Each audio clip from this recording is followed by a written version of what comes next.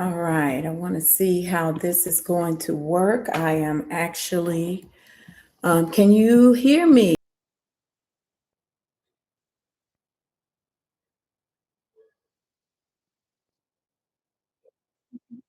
Well, the government gives whistleblowers money. You know that, right? Go look it up. The whistleblowers do get money. No, I'm not lying. Okay, it might take some time. You might get harassed in the meantime, but this is an American thing, right? We cannot allow all of these illegals to come in as the politicians on the state, local, and federal level allow them the space to take over this country. You take over the workforce, then what do you have? And this is not their birthright. Exactly. And that's what they're doing, right? When I say uh-huh, go ahead.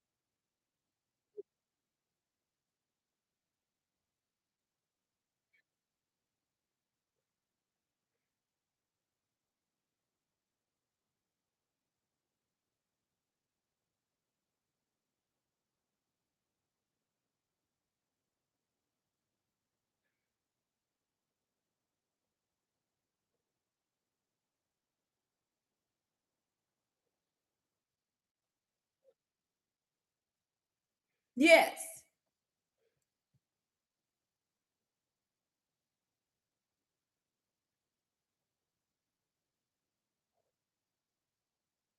You can, I mean, at this point, some states, before, I think it was Missouri that was paying people $1,000 to call in to ICE, call in and have the illegals removed.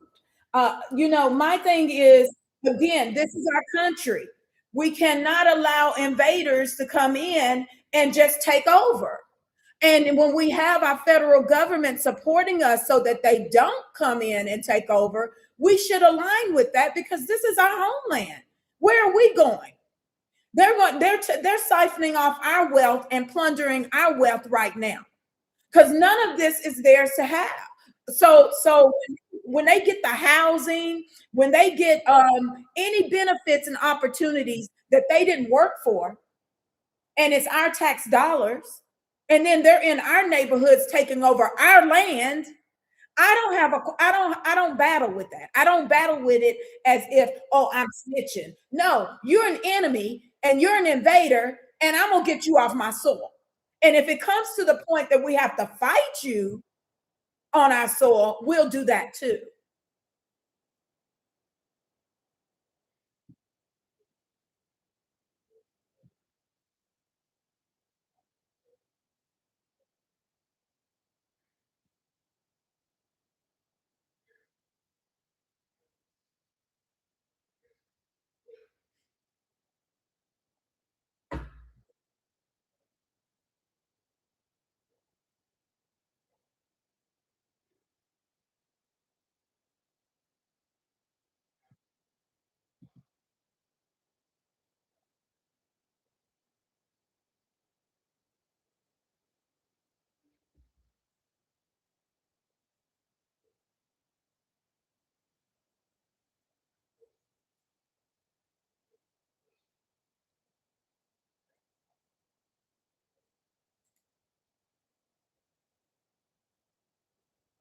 You can report it anonymously.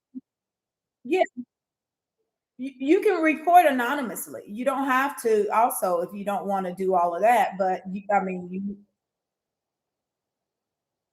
Mhm. Yes. So just an FYI with that. Okay, so let me see if my co-host is here. Let's see. Let me see if I can get her in here. Miss Nikki, are you there? She said, "Can I mute?" She's muted herself. Okay. So hopefully I'll be able to bring her in here in a moment. But I did want to bring in a co-host. Oh, can you still hear me? Okay, one other listener. Okay, okay. So, what do you think about the government is already siding with the Trump administration on removing the asylum seekers and those under the TPS status that fought the order?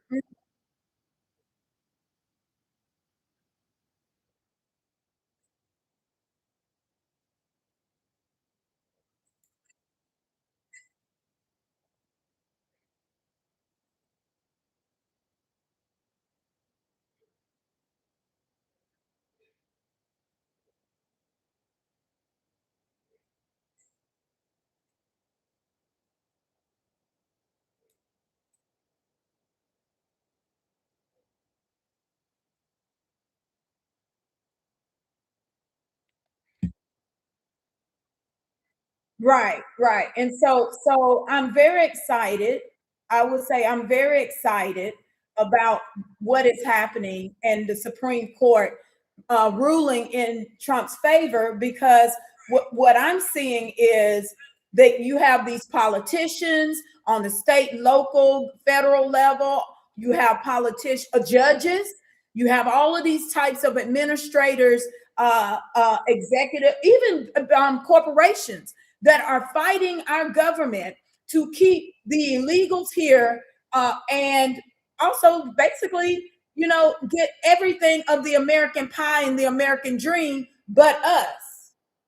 And they've never done any work to even receive anything. Like you just say, how can you come here and already have all of these benefits, opportunities, money, capital, and resources when you haven't contributed anything to America to even receive this, right? If you're illegal, how in the world all of a sudden is everything legal for you? Um,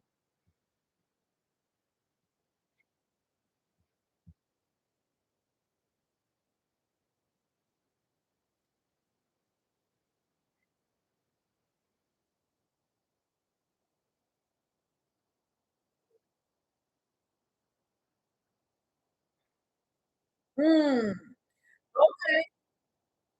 Well, this morning I'll show on the screen. I'm trying to get my co-hosts in at the same time, but I will show you all, and I'm gonna show this on the screen, Darius, and I can post it in the chat. But I'm live also on X, so on the feed, so you can see it that way as well. But I want to show how this morning you have an immigrant, and she's an immigrant, and her name is Frederica Wilson. Does that ring a bell? Derek, you said you're in California. Okay, so it probably doesn't ring a bell to you, but she is Frederica Wilson is a senator, excuse me, a congresswoman, right? She's in the House of Representatives out of the state of Florida. She's in my district. And she decided that today or yesterday, when the ruling came out about TPS for the Haitians that they have to go back, guess what she did? Oh, she created a whole bill so they could get permanent resident status.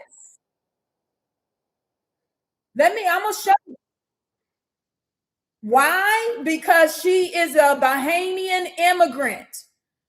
The immigrant now, Darius, here's the thing about the immigrants, the humiliated immigrants in America.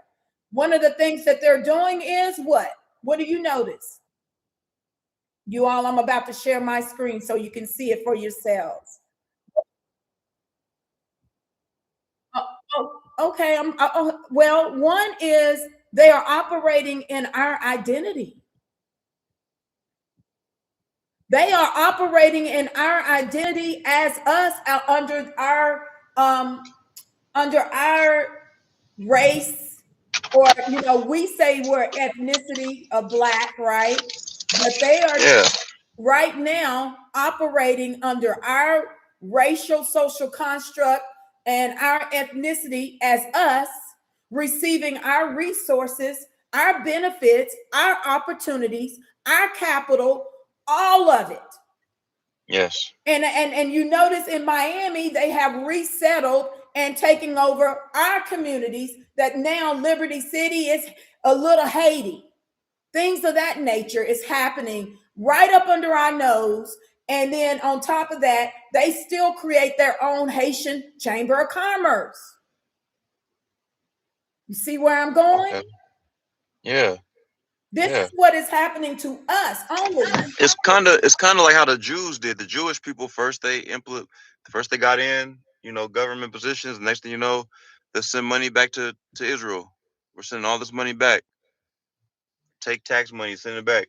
I see the same thing with the melanated immigrants. They are kind of like, for example, that lady that's in Minnesota, man. It seems like every 3 or 4 months she's involved with another money embezzlement scheme, taking money, sending it back to Somalia,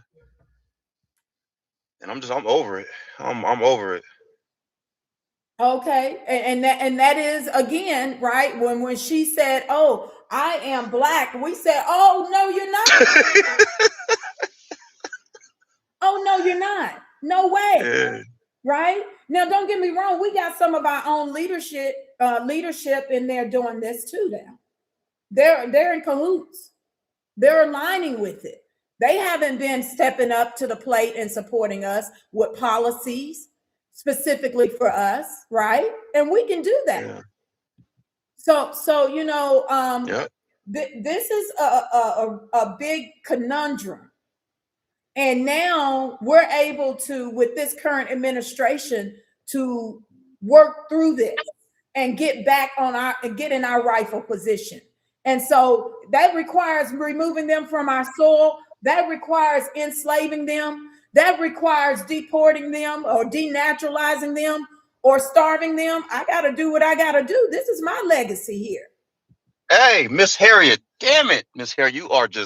You are putting me on fire, girl. Listen, listen. All right, I'm gonna be so honest and transparent with you. I lack the knowledge, but I Mm, have, but I have the passion, the fire. I'm like a gun. You just point me in the direction. I'm gonna go. The bullet's gonna go. It's gonna travel. It's gonna get there. It's gonna get to the target. However, I need to know what I'm aiming at. You understand what I'm saying? Like I got mhm, all this built up. I don't know where to aim it. So first things first, I am going to call ICE. I'm so glad I talked to you about it because I've been on the fence. mhm, I mean, for months now. For months, this has been on my mind because my boy kept telling me, like, bro, you need to call ICE because he works.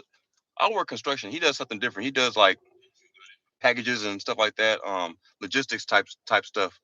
But in those warehouses, the same thing. Hella Mexicans. They think they run shit, and his folks had did it in Oakland. Like, so he was telling me some shit like, man, it works. Like, you going through all this stress about such and such and such.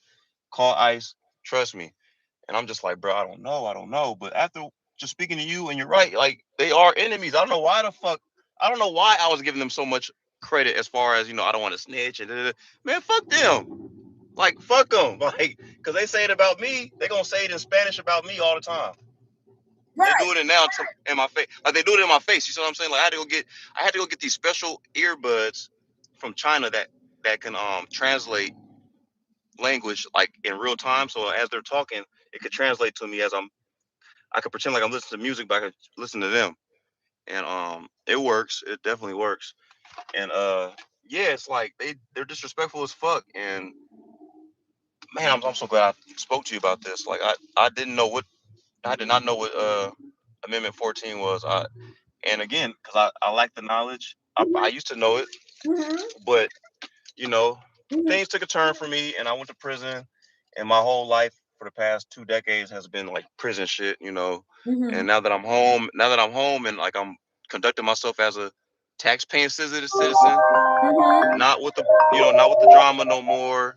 I'm into this now. I'm into my blackness. I'm into this because this is for my children and my children's children. Like the Exactly. same way, Come on now. the same way, yeah, like the same way the Panthers put it down for me. I Mm-hmm. gotta put it down for my kids, man. So I appreciate you, Doc. Thank you.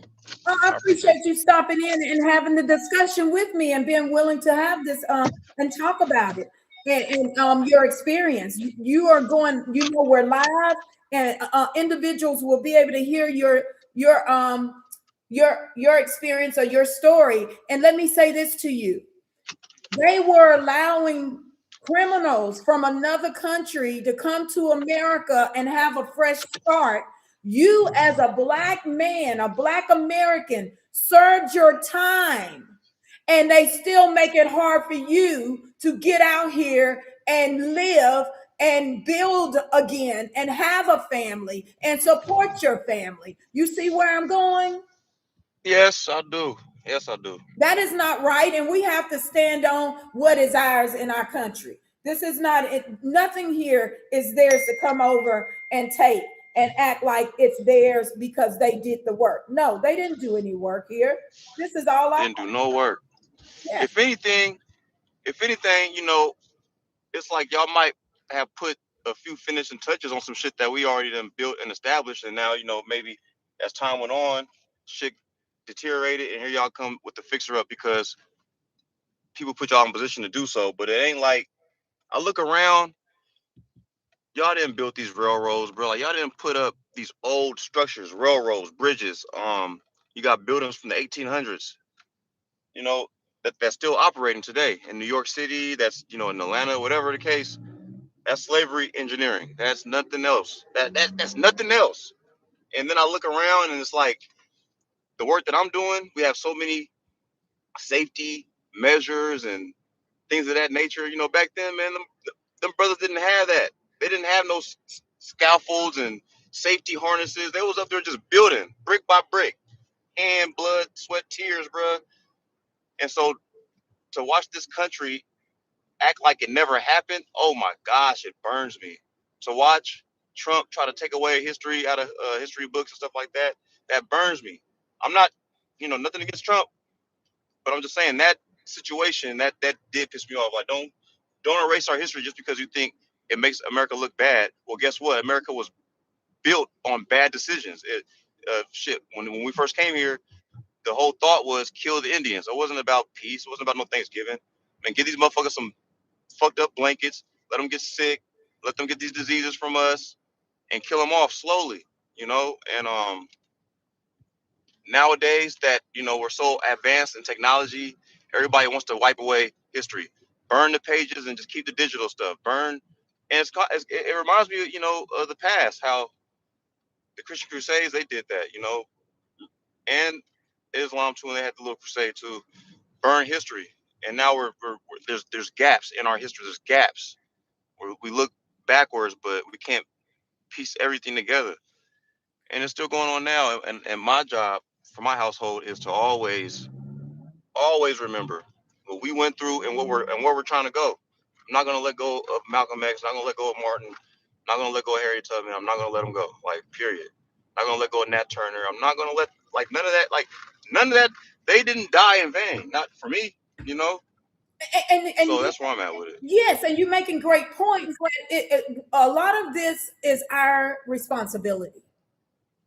We cannot allow them to dictate to us. We have already carved out ourselves as as an ethnic group of Americans that were here before inception of this country. We have our history. We're a different ethnic group than others. Native tribes. You got the American Indians and the native tribes. You have them, and they have their history. They have their land. This is what I'm working on as well. We should have our Bureau of Freedmen Affairs where everything for us come to us and we control our narrative. And that is where we have the nation within the nation. We should be sitting in our federal government alongside our Congress people, alongside the president and his cabinet, making decisions for our ethnic group of beings. Because guess what? We saved America, right? We saved America Yes. numerous of times. Yes. We are the wealth of America. We're shareholders, stakeholders of this country.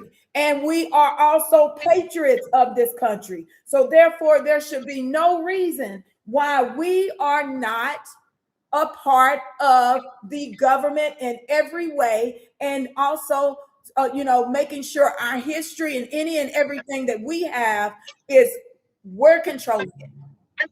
We're Right. Right. You know what?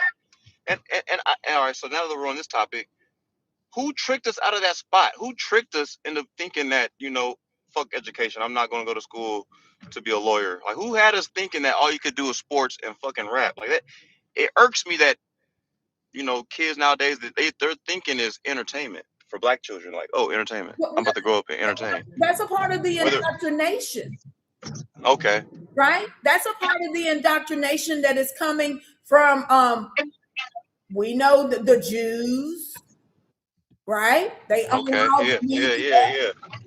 And then look at the media right now with the propaganda where they're prop up a Haitian immigrant or Joy Reid, Yeah, yeah, okay, not okay. us, and she's Talk to me.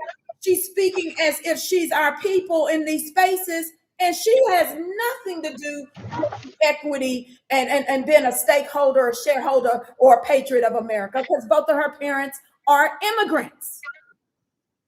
So then look, all right. So help me with this one too. As far as we have black Americans that are in office, whether it be Congress or Senate. I just seen that the black Republicans are mad. I guess 8 Republicans they're leaving the House and like, oh, we don't care. It's not a big deal.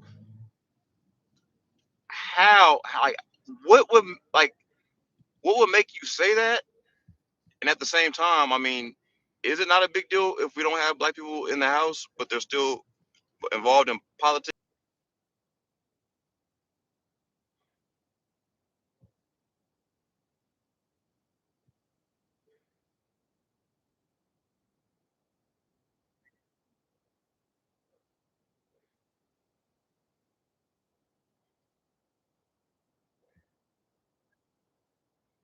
Those seats are very important, and you're hitting on something else. We must run. We must run for office. Now, we know we've been disenfranchised, right? We know we have been disenfranchised by the Democratic Party from being in position. They were the ones that had the paramilitary or paramilitia that went out and harassed, killed, lynched our ancestors with being involved in politics, right? So the Republicans, they abandoned us as well. They abandoned us by making that secret deal in the compromise of 1877 where reconstruction was ongoing, and they pulled out and left us without any protections. And so then the Democrats were able, and the Confederates, the Confederates we already fought in the war, the Civil War, were able to go back and retake over the South and implement Jim Crow, black black code. Yes, yes, yes.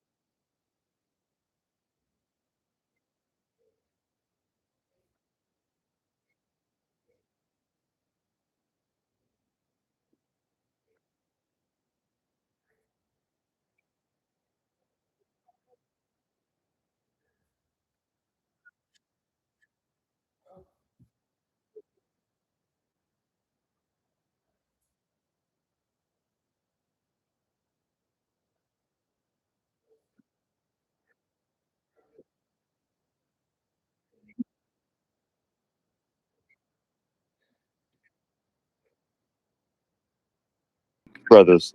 Nobody that's gonna say, "Hey," like nobody that's gonna Well, speak. They're just and kind of. those are the standard Republicans, right? Those are the Republicans that's always been there. I mean, you talking about those Republicans that are just Republicans because they feel like they part of the status quo, right? Right. They got a little money, they're Republican. Black They just part of the club. Right, exactly. I They just hear part of you. the club. But see, there's a new population of Republicans, and those are the ones that just voted for him, right? The ones that he just thanked for getting him in here this time, right? We're a whole different crew. We're part of the Adolf crew, the Freedmen crew, the ones who tired of the blue no matter who. We are those black people. We're a totally different type of black people. So we are the ones that are coming in as Republicans and saying, no, we want to take it back to what you originally were, which was the party of Lincoln, right? We want to take it back there. We want you to step up to the plate and do what you originally did, was to put us into place, it is to not be what the Democrats were, after Lincoln died, right? Because the Democratic Party was never about Black American people in the first place, right? They were the ones who took over after Lincoln was killed. They was the ones who gave our reparations to the slave owners. So the thing about it is the Democratic Party has never been for us, but the Republican Party has. The only thing about it is those rednecks and those crackers have taken it over to make it seem like the Republican Party has always been about white. No, that's not true. That's not. They have taken it over to a thing that it never had a purpose of being. So what we did was we turned back the clock. Our population, our group of people that voted Republican this time, we turned back the clock. But then we got scared. Um, well, Nikki, I won't say we got scared. I think some have dropped off, but I do want to play this clip from Trump via Darius so he can understand. Trump ain't never changed what he said. He's never changed what he said. Let's see if you can hear this, Darius. Patriots fought and bled on the battlefields of the American Revolution. Hold on, I'm gonna start it over. Black patriots fought and bled on the battlefields of the American Revolution. And they really did. When you read the history, what they gave up, they gave everything to smash the chains of slavery and preserve our nation.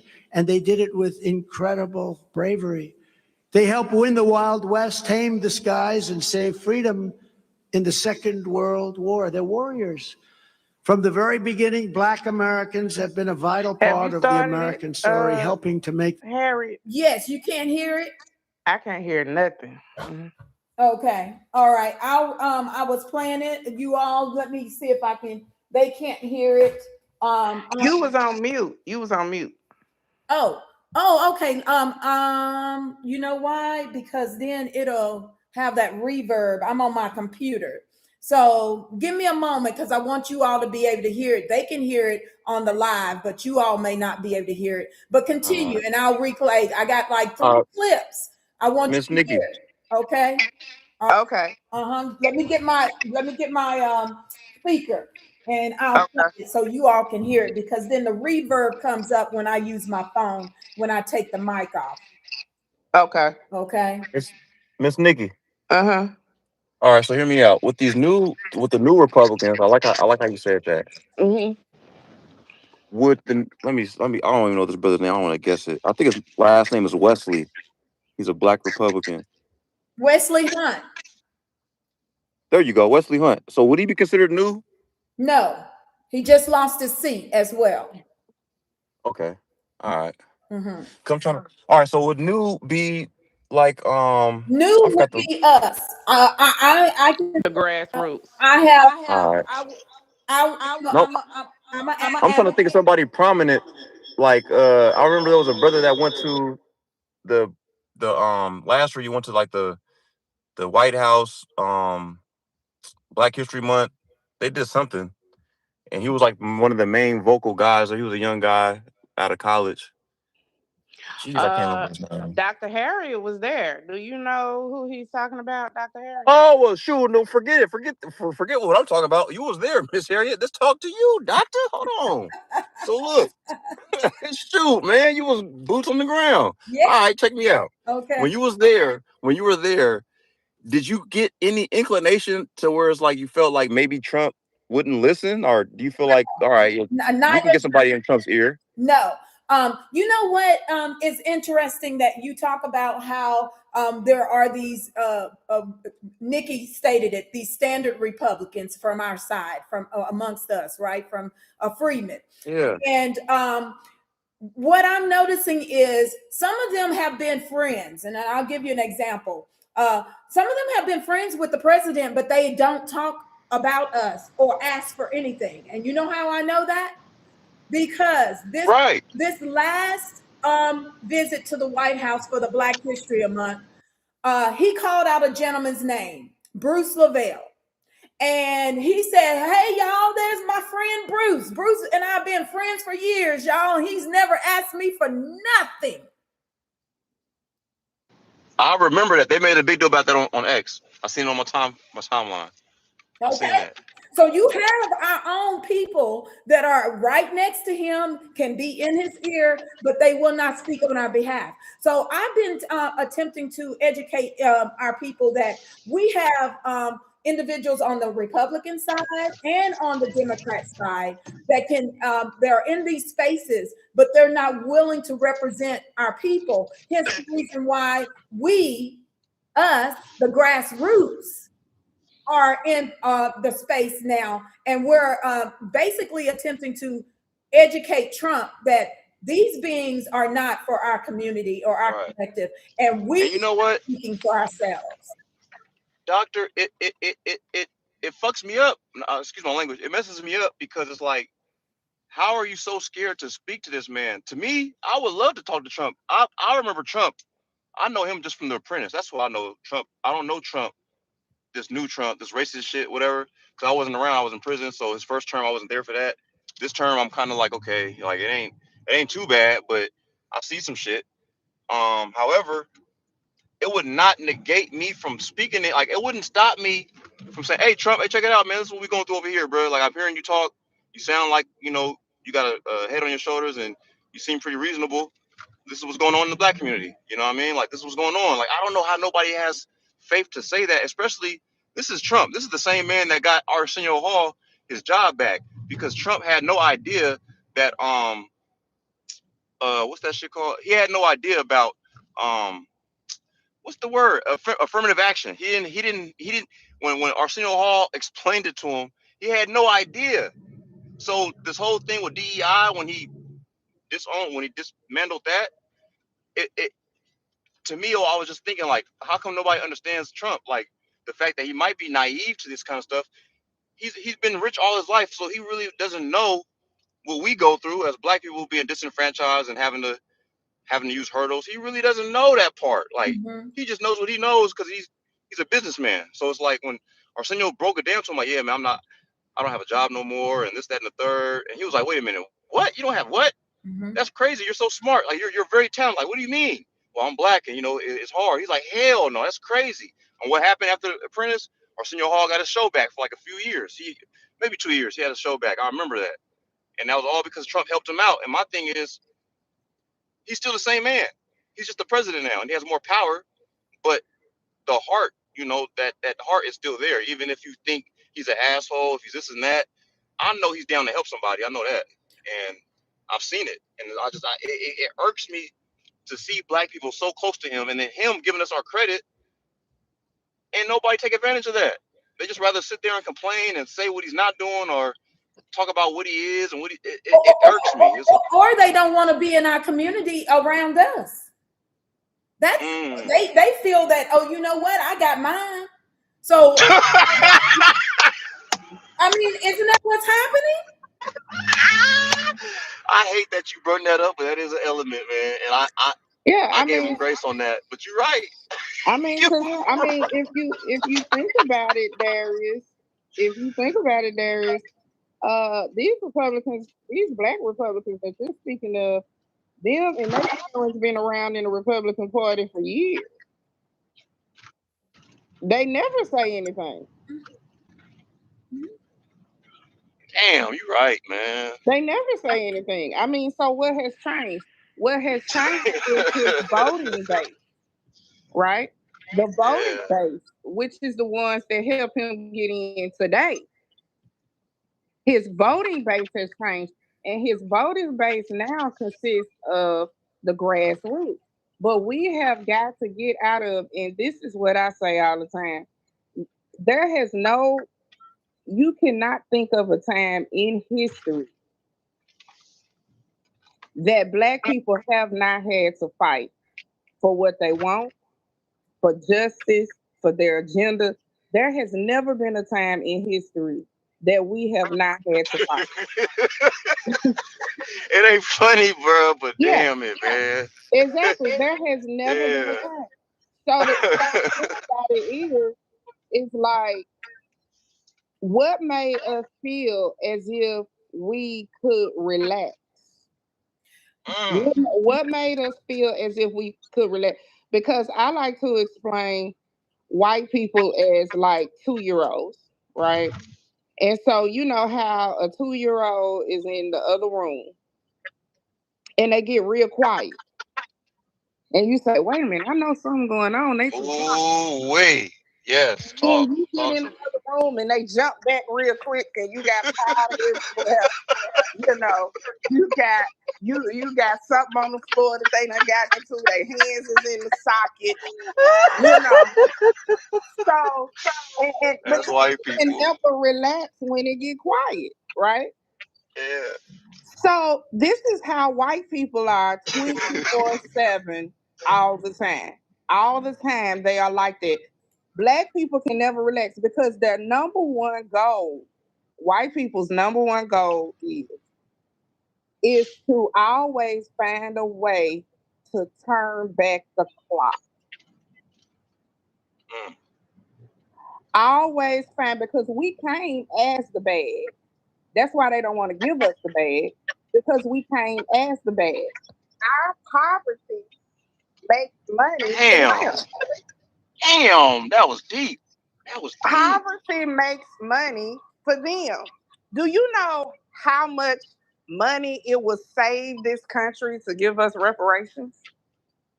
Not only that, this country Mhm. will progress in a way that it never ever has been able to do, because they keep us down as the Americans, and as more and more immigrants come here, they're not capable of doing anything that we do.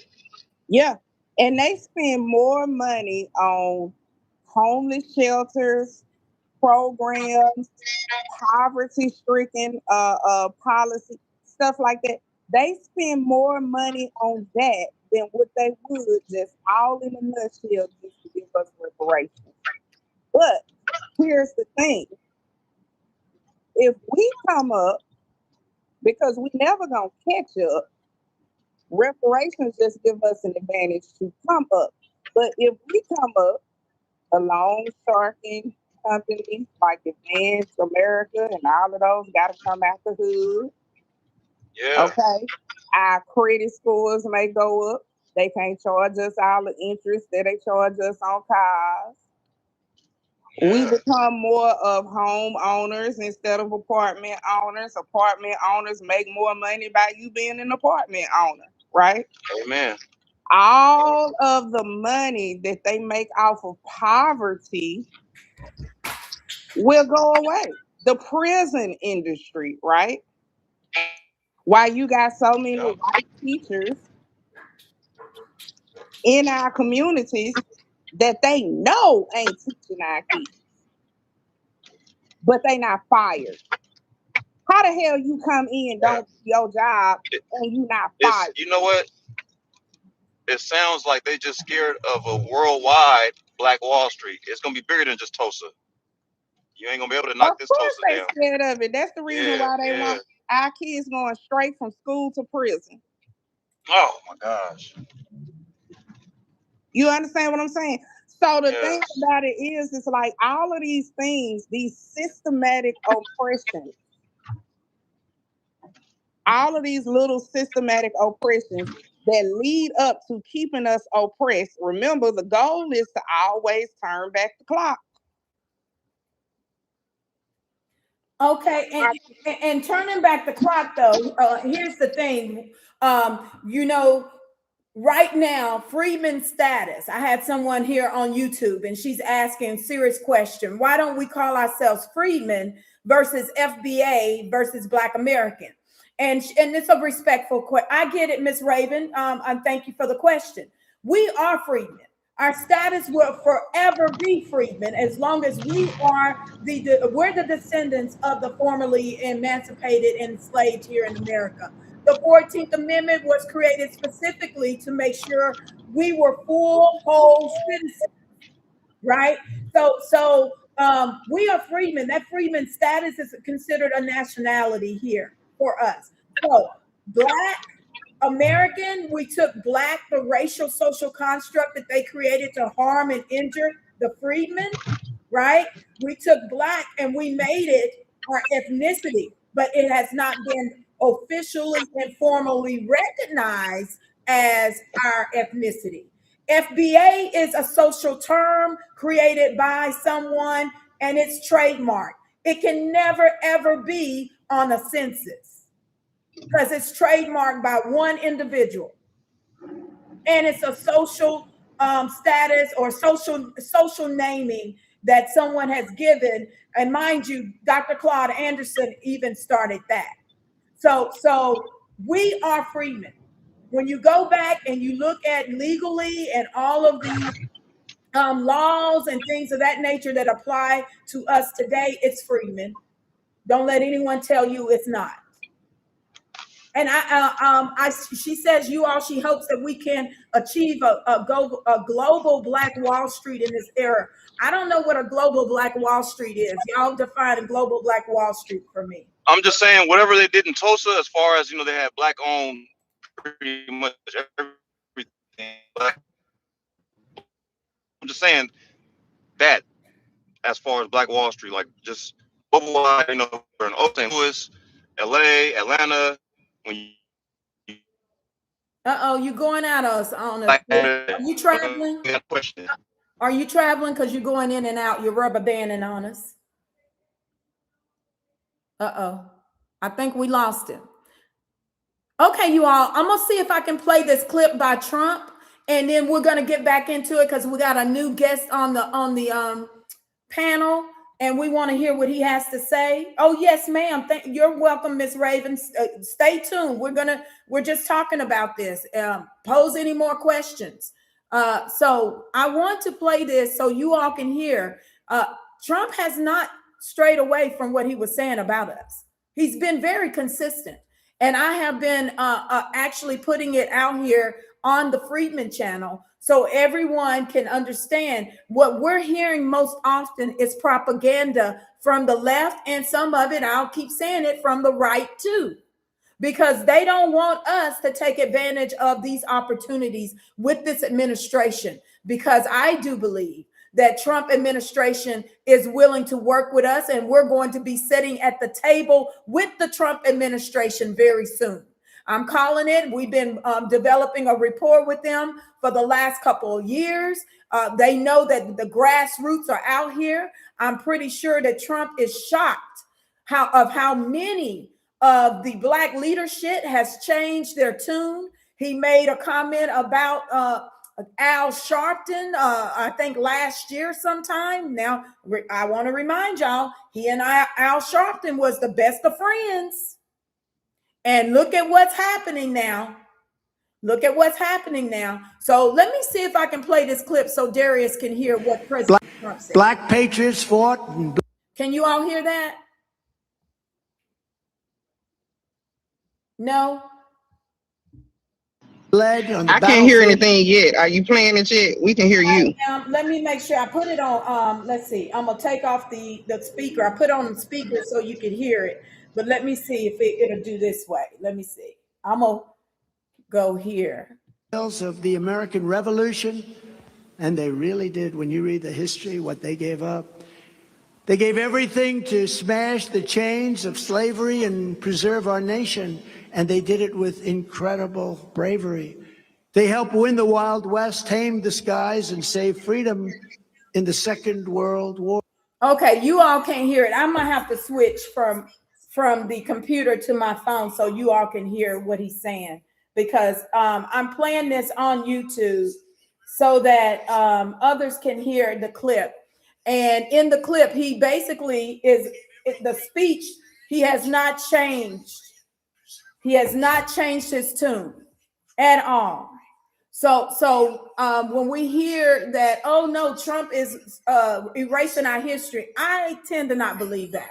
But again, it is our responsibility to make sure that whatever happens with us, that we are controlling the narrative, not anybody else. We control our narrative. So let me see if this will play here. Let's see.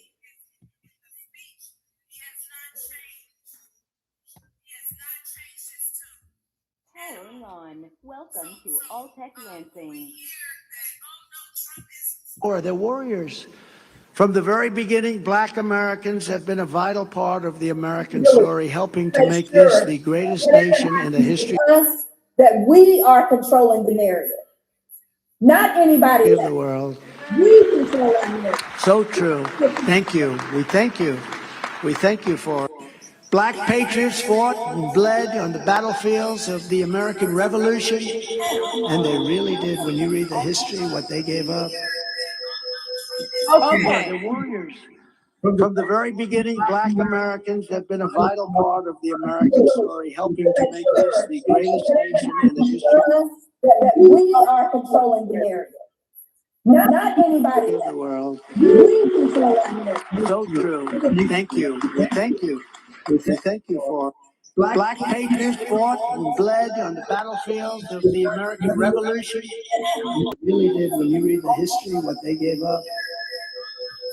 Okay. The warriors. From the very the American story, helping to make this the greatest nation in the history That we are controlling the narrative. I don't know what's happening. of the world. Okay, I don't know what just happened. I heard reverb and everything. Did y'all hear that? I don't know what happened with that. Can y'all hear me? Yes. Okay. And I think that's the problem because of how I have it set up. So I'll go back in and see if we can do it again. But in your space, because I have all of this machinery set up, I think that's the issue and why you all are not able to hear it. I'm shocked that you're not able to hear it. But on the live stream, it is playing. So let's see if I can get it back. But he has been, I will say again, you all, not once but twice, there's been multiple times Trump has given us credit. He has said he wants to do business, sit down and do business with us, but you will not hear it from our Black leadership because they want us out here running around as if we don't have representation because they're representing immigrants. Period. They're all for the immigrants. So give me a moment. Let's see if we can get this back up. I'll also post it in the purple pill so you all can see it and hear it as well.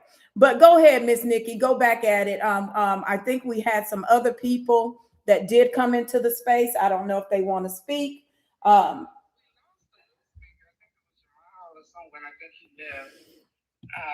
We got a couple of listeners, but if y'all want to just come up, it's not enough people in. We can do popcorn style, just whatever you want to say. And please, share the space. I just shared to a group of people. Share the space, please. Yeah, so we can continue, Miss Nikki. Did you I know we said we wanted to hold the space so we can get everyone's perspective on what's happening, because we think and feel this is a pivotal moment in our history, right? With our people. Very pivotal, but we're gonna let it slip through our fingers if we don't tighten up. We're definitely gonna let it slip through our fingers. And this is a moment in history where we got to show some unity. If we don't show some unity, then we're also gonna let it slip through our fingers as well. We gotta tell them what we want. Right. And then what's wrong? I don't understand why it's so difficult for us to express what we want. Because you have so many people, Dr. Harriet, who rather just talk about the blame game of Trump is Trump's fault, who want to listen to everyone talk about Trump, instead of going to Trump saying, Trump, this is what we want. Just like we did in history. There was no time in history, Martin Luther King, anybody chose the friendly president, the one that seemed like they were going to sign everything in place. No, in history, we didn't choose the friendly president. Whoever was in office at the time. And we went to them and told them, look, this is our agenda. This is what we're tired of. This is what we want to see. And we have to do that with every president, not just Trump. Exactly. Anybody who is in office, we have to go to them with the same agenda, with the same things that we have been fighting for until we come upon completion of getting everything we want. And I say completion because we may get one thing that we want out of Trump, you know, and then the next president come in might be a Democratic president. We might get two things out of the Democratic president and then another Republican president, and then we might get five things, but it's never finished. And that goes back to what I was saying before about the 2-year-olds in the other room. You can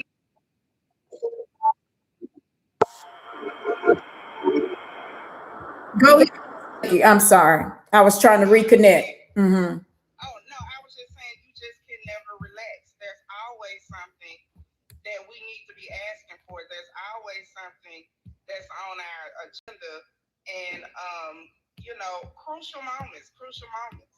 But, yeah. I mean, it doesn't matter. I don't know what this thing is about Trump. You know, the media, you know, keeps talking about, I mean, because we all know that Trump is very narcissistic. He likes to be in charge. He likes to be the center of attention. We know we're dealing with a president like this, but he's also the president that is bold enough to say what he needs to say about Black Americans. And I just truly believe that he is waiting on us because we are the ones that can turn it around, change the narrative. Because as long as white people have us complaining about Trump, they have us where they want us to be. They just blocked him trying to require proof of citizenship for voting.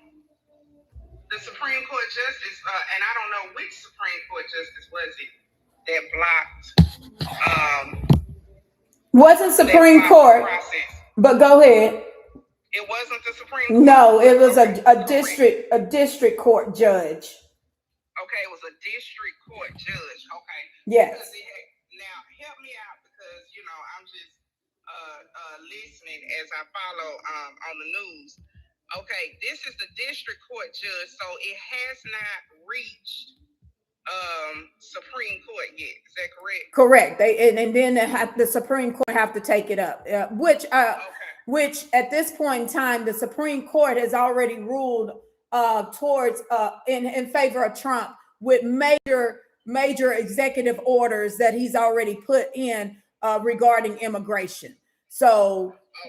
And that's a part of the title. The asylum seekers, they no longer can seek and say, you know what, we have a right to be here. No, the Supreme Court said, no, you have to do that before you even begin to come here. So that is not happening.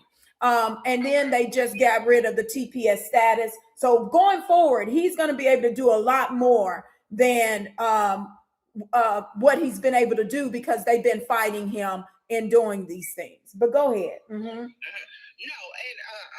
yeah, and so basically what you're explaining, Dr. Harriet, is what I'm saying is once these things are put into place, these policies are put into place, then what does that do for us? It increases our ability to fight about who we really are. Right. Well, let's look at the 14th Amendment. Let's hit on that because the 14th Amendment helps to define who we are. The 14th Amendment aligns with us getting, and this is what I've been saying, we get into our rightful position once the Supreme Court officially clarifies the interpretation of the 14th Amendment. Then it's easy for us to then, as grassroots, to go to Trump and sit at the table and say, hey, we're representing ourselves. We already have our Black leadership fighting for immigrants. And to me, it will open the door for us to go right on in, remove them. It don't matter that they're a politician. And then we also want to make sure that they're prosecuted for treason and being traitors on this soil. Because we're their citizens and we're Americans first. We're freedmen first. Why are you fighting for immigrants and illegal immigrants? And you claim that you are Black American, you're freedmen too. You just totally turned on your American population. That's where I'm at with it. But anybody else thoughts on that? So Fresh, come on up. Just Jay, come on up. So wouldn't it make sense to try to change the narrative on what Trump is trying to do and to try to make Trump to be the bad guy so that Black people cannot really see what is really happening for us, for freedom? Yeah. And they're using everything of ours to give to the immigrants. Exactly. And they will no longer be able to do it if Trump policies are put into place. So it's natural for the Democrats to make everything that's going to be a bad guy. Because they, in really, to be honest, they don't want us moving ahead on anything. Right. They want to keep us. What's up, Fresh? Okay, now I think we are in business. But go ahead. I hope you all can hear. I got the speaker, y'all. I think we're in business now. We'll be able to listen to the clips. But go ahead, Miss Fresh. Welcome to the stage. Hey, love. Hey, Dr. Harriet. Congratulations on getting your PhD. So proud. Hey, Thank Miss you. Nikki. I miss you so much. Hey, miss you too, Fresh. Where you been? Working. You know what I'm doing. Same old, you know. Working in social services, providing human, you know, helping out, you know, with housing in our community. Such a big task, but I love it. Keep doing what you're doing. What have you guys been up to? I see Dr. Harriet got we are still on TikTok. We heavily promote Freedmen. You know, we're going through this. We were just talking about, we had a room today about the TPS status, you know, asking immigrants, you know, questions about how they feel about the TPS and different things about, you know, learning how this was a temporary thing and what were you know, just asking them what was their plan and, you know, just asking Black Americans, do they support it and different things, just kind of continue to get our people away from that Democratic plantation. We've been having some political conversations over there, and so on and so forth. So yeah, same old, same old. We're just on TikTok now, guys. Okay, all right. You all heard that? And share some of those links with me too.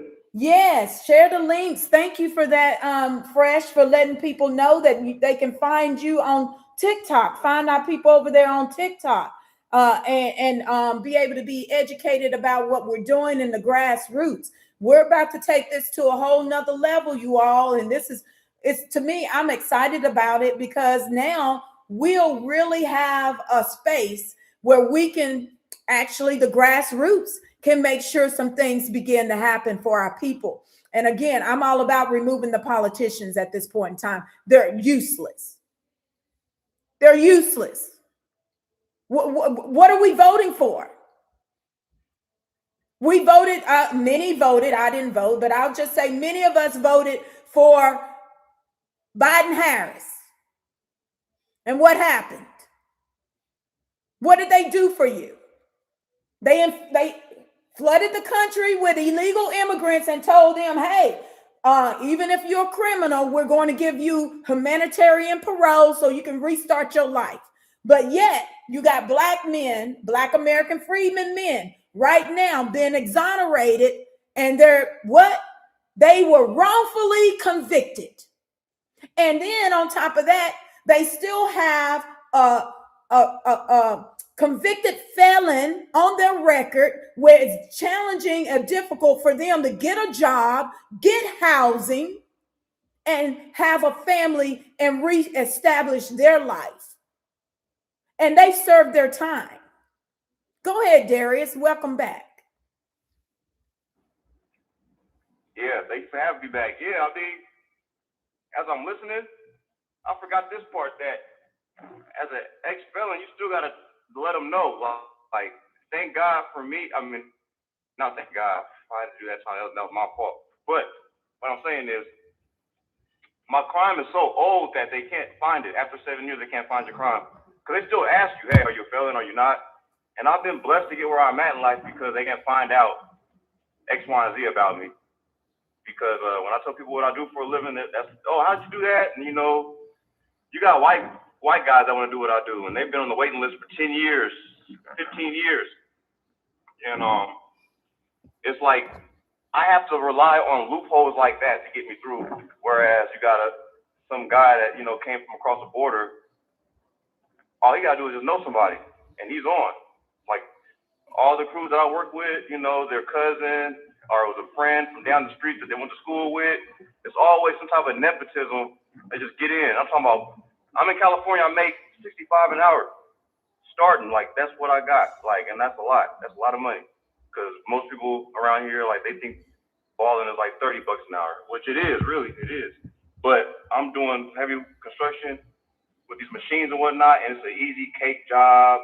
Like, everybody loves life. Like, all the white boys, they love life. They got these big-ass cars, big-ass houses, boats and shit. Shit that I ain't never even heard of. Like, I never even thought about growing up.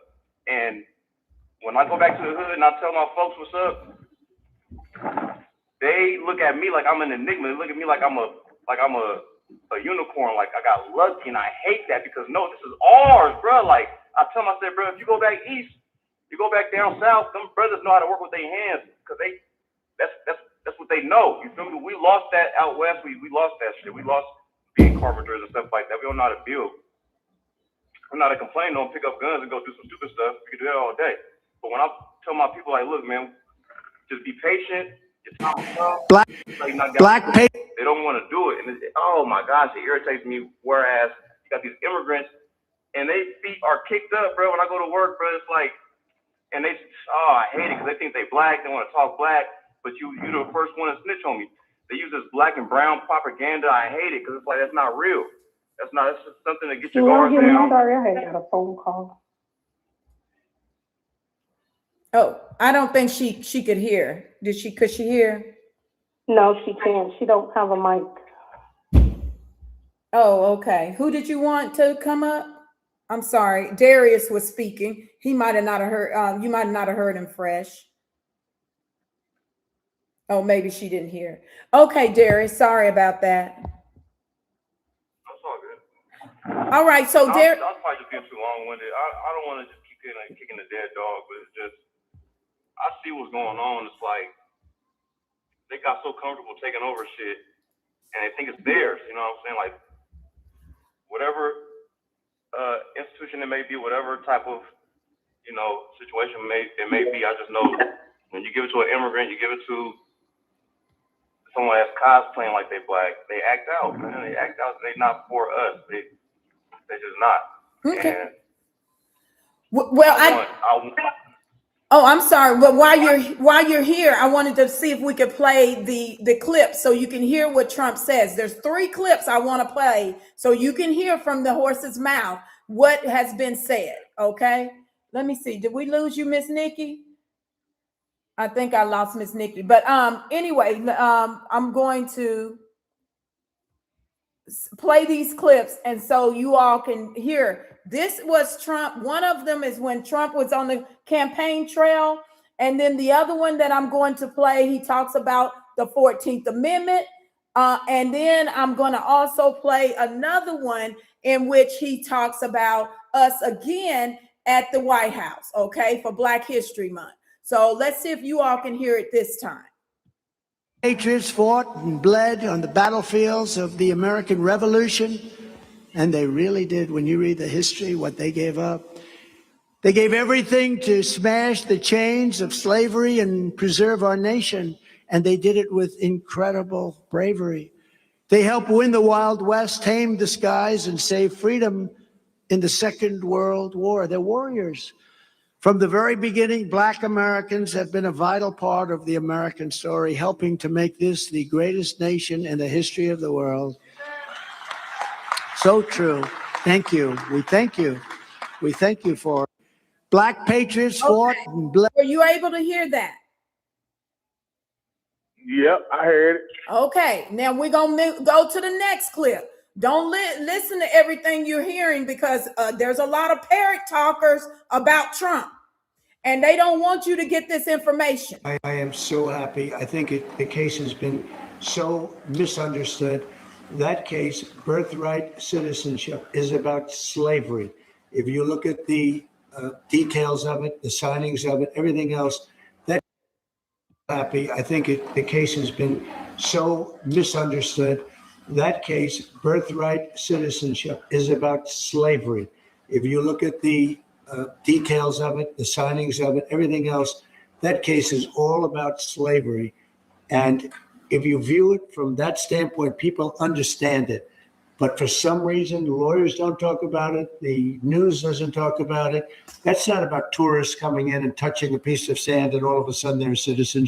They're a citizen. That is all about slavery. And even look at the dates on which it was signed. It was right at that era, right after the Civil War. And if you look at it that way, the case is an easy case to win. And I hope the lawyers talk about birthright citizenship and slavery, because that's what it was all about. And it was it was meant to be positive. And they use it now instead, not for slavery. They use it for people that come into our country and they walk in and all of a sudden they become citizens and they pay a lot of money to different cartels and others. It's all about slavery. And if you look at it that way, we should win that case. Okay, that's and we're going to go to one more. And this was a recent one at when we were at the White House. So give me a moment. I'm going to get to that one. And I want you all to hear what he says then, because no matter what Trump says and how he engages with us, they're always trying to say he is against us, he is racist, and that is not what's really happening, right? That is not what he's been saying. And again, we have individuals in the White House with the Trump administration that has his ear and can engage him on what it is that we so desire as the grassroots, the majority of freedmen in this country, and they will not speak on it. So it is up to us at this present point in time to make sure that the Trump administration knows exactly what the freedmen want, what our agenda is. And you all know I'm pushing for the reconstruction and reestablishment of the Bureau of Freedmen Affairs, so that then everything of ours is separated from all of the immigrants. We are able to delineate, ethno-aggregate, and we control our narrative, which means we control our history, we control our capital, our resources, all of that under the Bureau of Freedmen Affairs, just like the Native tribes in the Bureau of Indian Affairs under the under the Department of the Interior. Now, I don't want us to be a part of the Department of the Interior. I want to keep us under the Department of War. Because guess what? We patriots up in here. You're going to have to fight for it and shed blood over here because we had to. So anyway, I'm going to stop. I want y'all to hear this.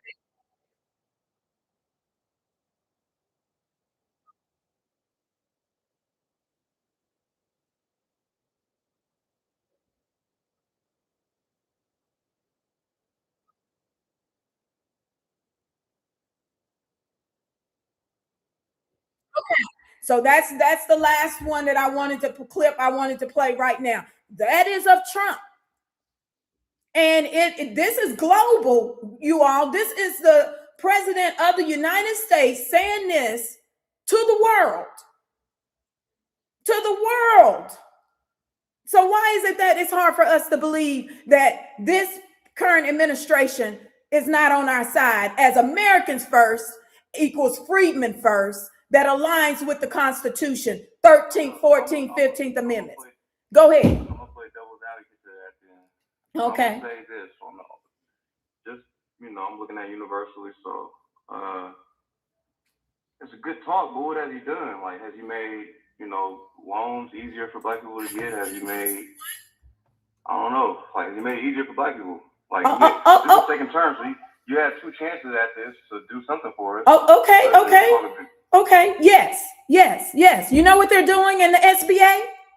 They're removing all green card holders. You cannot be in the SBA and get a loan anymore because everything was going to the immigrants. Okay. But that don't mean it's gonna go to us though.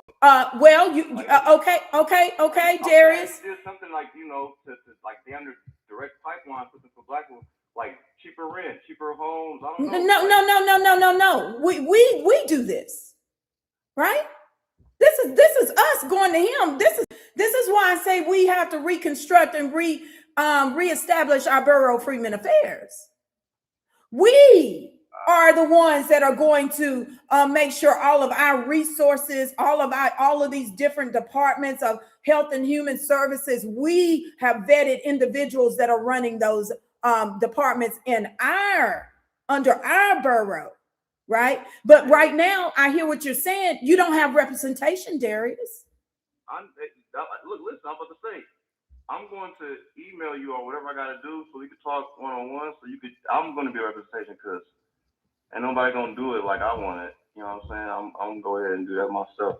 But yeah, all right. Yeah, you kind of. You see where I'm going? I like that, doctor. I like that. I like what you just said. I gotta process it. I can't put it in words like you just did, but I know how I feel, and so yeah, I'm gonna be asking. Yes. And that's why I want us to understand that we can't lose this moment. And Miss Nikki made a great point. If we keep thinking along the lines that they are supposed to do this for us instead of us doing it for ourselves, like we can. Our ancestors are working for us right now in the spiritual realm through Trump. So now we got to have some action. He can't read our minds. He doesn't know our demographic like that, right? One of the things I was attempting to express to one of my friends is, you all should be supporting whenever the grassroots sends out posts or engage with the Trump administration. All we need is your support behind us. We need you all to say, hey, I align with that. Yeah, let's do that. That's what we're, yeah, this agenda is a good agenda. And then also, whenever we post or talk to the administration, hence the reason I put out the petition, you're saying, yes, we align with this. It's only a certain number that's going to be there to be able to sit there at the table to represent our grassroots or our community of freedmen. So then if we know that, and they know that we have your all's backing, then most likely it's going to go forward. Right? Now, one of the things. Hey, go ahead. Dr. Harry, how many signatures did you get on the petition? I have right now on the petition, I think over 1,300 signatures on the petition. That's pretty good. I would love to get 5,000 before we actually go and engage for negotiations. Right? I think we can get to it. Okay. Well, let's try to get to it. I think we can. Well, maybe we can hold some spaces, to get the numbers up, to challenge people to pass it to 5 people each. Maybe we can do some rooms like that. Okay. I'm all for that. I'll post the petition. It's been ongoing. I didn't post it on the Purple Pill or in the Jumbotron, but let me post the petition so you all can pass it around. I posted it on TikTok, I do believe. So I did get some signatures from there, but we can continuously post it. There are 40, they say there's close to 50 some million of us, right? And I don't know if that's including the recent arrivals or the humiliated ones, but we have at least 43 million from the census that I know of, right? So if we can get 5,000 to say, yes, we support this agenda, and then also educate more and more of our people about what we're doing and why we're doing it, I think it would make a huge, huge difference in our status and how we move forward. Hey, Dr. Harry, can you tell, because I see some new people in the space, can you tell some of the new people in the space just a brief update on what that petition consists of? Yes. Okay. So the petition, and I have the AI that also explains it, but I would tell you about the petition. The petition is it's Americans First and the Freedmen delineation. And so with the petition, we go over how we are delineating and ethno-aggregating from all of the immigrants. The immigrants are being lumped in with us under 2 terms, under 2 of the labels, one under race of Black. And when they are under the race of Black, then they are able to again claim certain resources that are ours, right? Jobs, we already know that they're receiving jobs because they'll filter out their names and place them instead of us. Then you have minority, right? The affirmative action. So everything that we are supposed to be having for ourselves, they're getting included in everything. And so we went to the OMB and we did sit down, we solicited them because they were changing up the census. They were saying they were going to change up some things on the census. We went there, we solicited them. We also testified. You can go look at that as well out on the internet, where we were attempting to make sure we had our own ethnicity. And then we separated all of the new recent arrivals from being lumped in with us under race or ethnicity. So in the petition, I go over how we went to the OMB and they decided that because there was the other organizations like the Urban League and the NAACP that stated that the immigrants would be confused if they were no longer able to be lumped in with us under Black or African American. And so the OMB also stated, because many of us did state that we wanted to be delineated, but they couldn't decide on one particular term to delineate us under, or we couldn't decide which term we wanted to be delineated under. Now, I have a problem with that, because you could have found a way to survey us, particularly on how we want to identify. Or you could have still said, okay, American origin, being freedmen or Black American, and have that separate from the sub-Saharan Africans or the Caribbeans and West Indians. But they didn't do it that way. And so they didn't make a decision for us, but they made a decision for MENA, which now they are separate from all of the other Asian Pacific Islanders, I think, right? No, they are no longer included as white. So now they have their own separate category, but we still have the immigrants lumped into us in our category. Now, with that, I also explained in the petition how Trump supported the Lumbee tribe. The Lumbee tribe had already solicited to Trump that they be recognized as a formal tribe under the Bureau of Indian Affairs. And he said to them, you vote for me, I will make it happen. And guess what?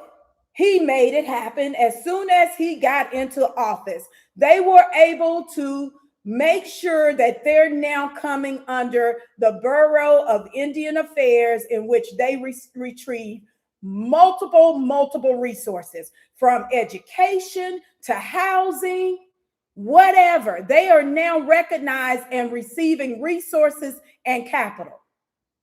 You all hear what I'm saying? Okay, so we can do the same as freedmen. And then also a part of that petition, I will let you all know, I do highlight how a Jamaican immigrant is going up against us for reparations. Now, he wants to be a part of our label under our freedmen, well, basically under our race and ethnicity, and then also say that we're not worthy of our reparations. Now, mind you, again, the petition aligns with the 14th Amendment and us being able to have the right to identify, our rights to pursue happiness, and property, and our own liberties. That's the 14th Amendment, you all. So why is this being denied to us, and everybody else can come here, legal or illegal, and receive any and everything that they want or they so desire?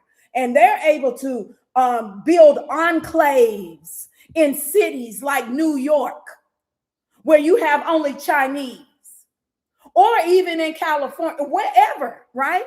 They're building their own enclaves where they're making sure that they do whatever they want for their people in their pursuit of happiness and self-identification. But all of a sudden, it's different for us.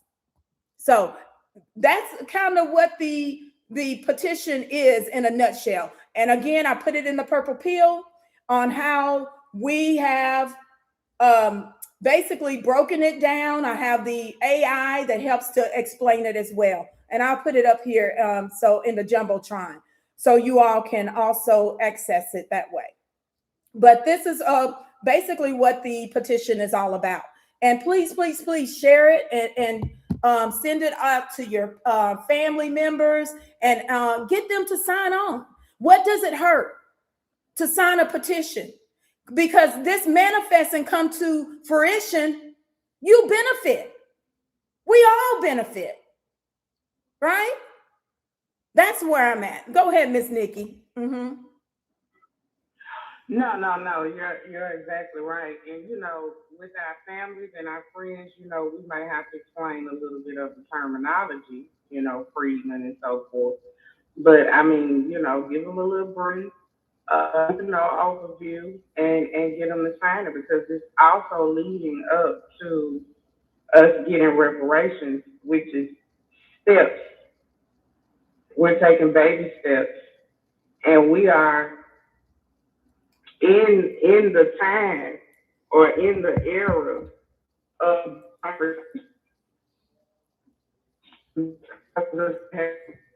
and have the conversation the correct way. I sent you about the first reparation program being denounced because of race.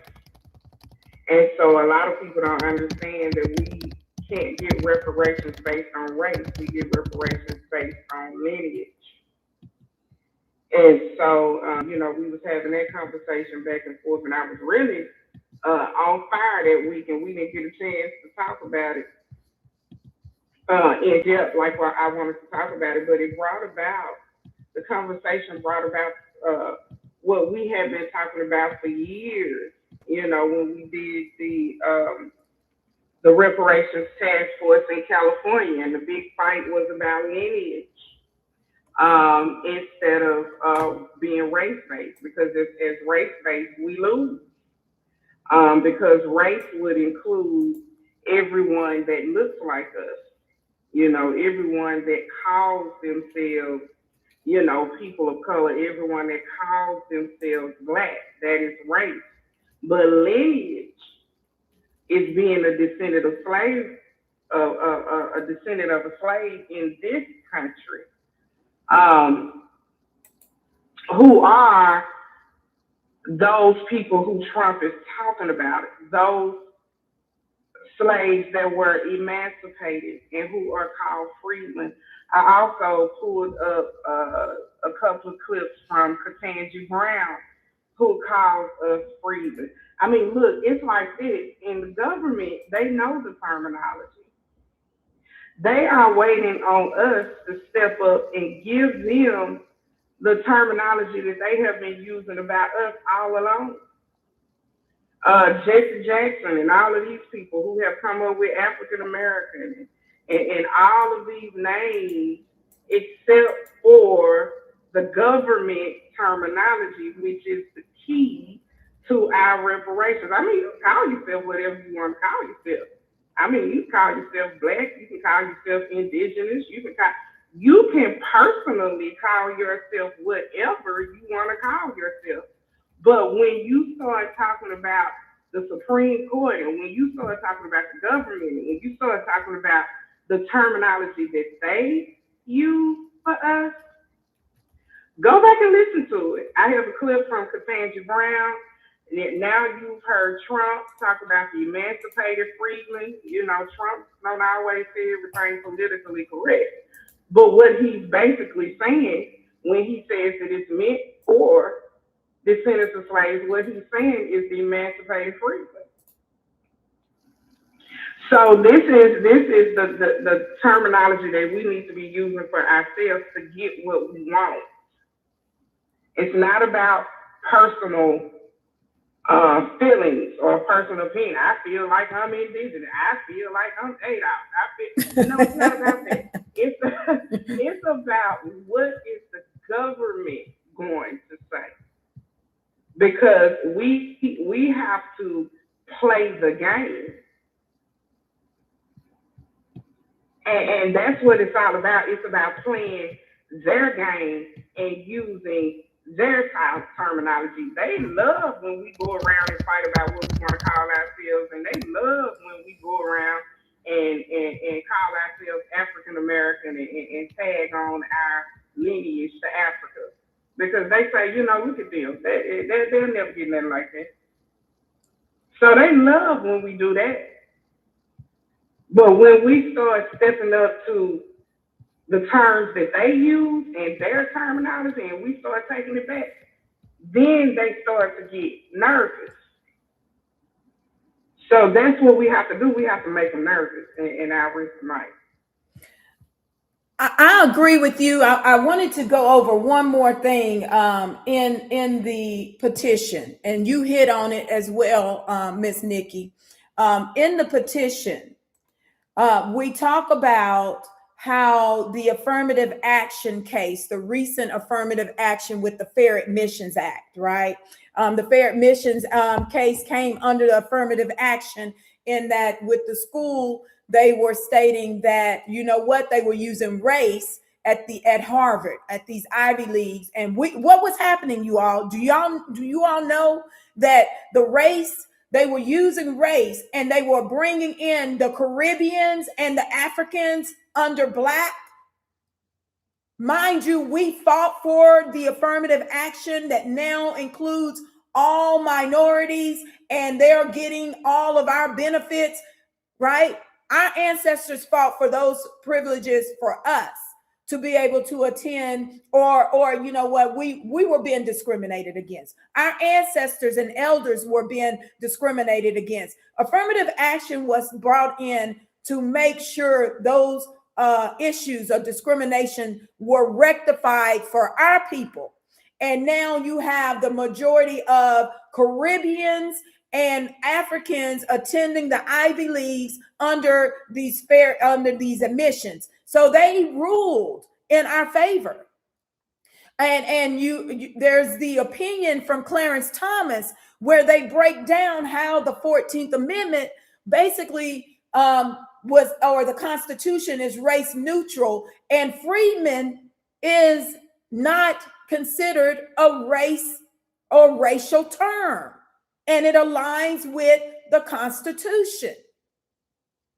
However, right, we now are in a position where, again, the melanated are coming to our soil.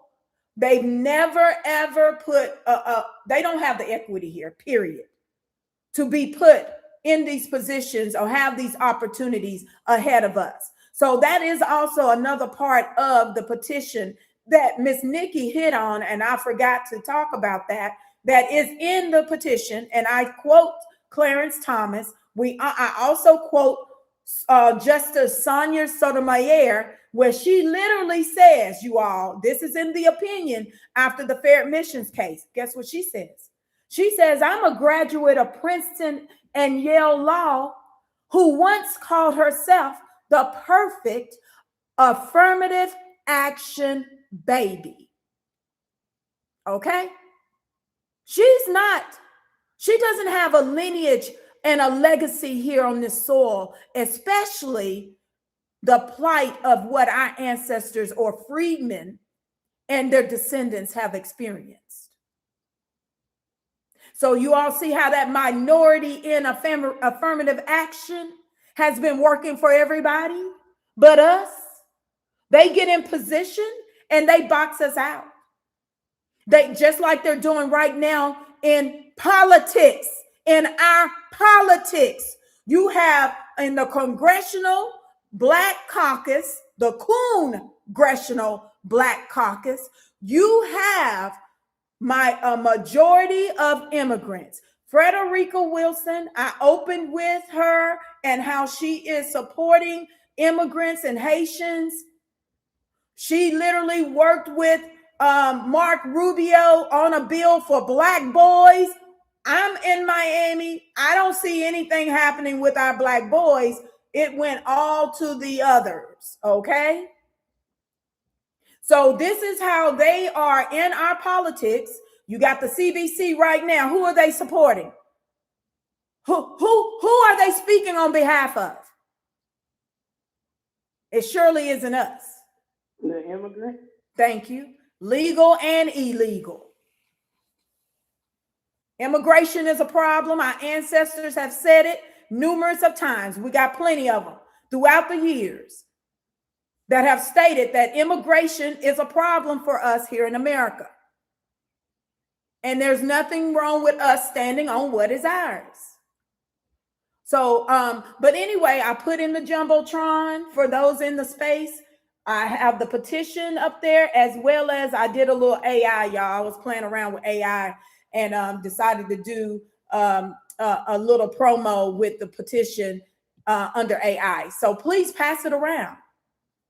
Pass it around. And we're now go ahead, Miss Nikki. I was gonna go to another clip, and we can share another clip, or we can play the AI. We can play the AI that I created. Look.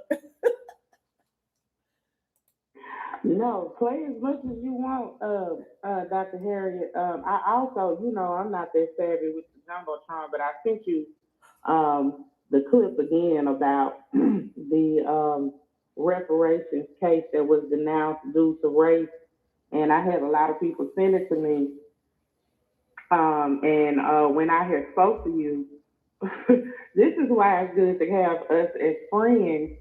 I call us the smart ones, because when I talked to you, you reminded me, well, they lost because of race. And I was like, oh yeah.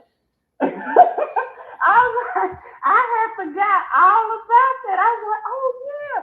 Then it took me back to the California passport. Then it took me back to all of that stuff. And I was like, yeah, you're exactly right. You can't get anything based on race. And so it reminded me of that. And then as my memory came back to me, I was on fire. I was ready to do a space, And so, but another thing that I just wanted to kind of add, and it also made me go back and start looking at some of those clips, because you remember I sent you the clip about Trump talking about the descendants of slavery. And then also, I went back to some of the things that Ketanji Brown was talking about, and she always uses the term Freedmen, but as we discovered, Dr. Harriet, she kind of plays with it a little bit so that she can kind of, kind of placate to the Democratic side. Mm-hmm. But she uses the terminology Freedmen in everything that she says as well. I'm like, okay, they're playing with us. Well, you know what? Now that you say that, let's play her clip. And I can me to send it to you again? I got it. I'm about to share it on the screen so everybody can see it, and we're gonna play it. And then we after that clip, we can also go to the recent case where they're challenging the Everson reparations package, or I don't like to call it reparations. I like to call them atonement packages on state levels, right? And it's now been challenged by the Civil Rights Division of the Trump administration because they use race. You are correct. Okay, you got me all excited, Miss Nikki. See, look at you. Okay, so let's play this. I want our people to get this information and understand why we go so hard. I know some people don't understand why we go so hard sometimes, right? But we're going hard for our people. And this is self-preservation, you all. We cannot allow beings to just come to this country and think they can just take over what is ours. And we sit back and allow them to do such things. That is just not healthy and shouldn't be feasibly possible. But let's play this clip so you all can hear what Ketanji Brown says about I don't think we can. So if she votes different under the Supreme Court on the interpretation or the clarification of the interpretation of Freedmen, you all know she's just a joke, right? And she's on the freaking Supreme Court. That's what pisses me off. But anyway, let's listen. And assume that just because race is taken into account, that necessarily. Oh, okay. All right, let's see if this will play. Let me see. We were doing it before. So can you hear it? Let me see if you all can hear this again, because it was working before. I don't think we can assume that just because race is taken into account, that necessarily creates an equal protection problem. Because can you hear that? Could you all hear that?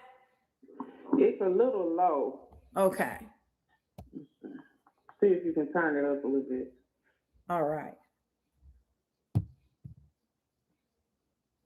Because I understood that we looked at the history and traditions of the Constitution, at what the framers and the founders thought about.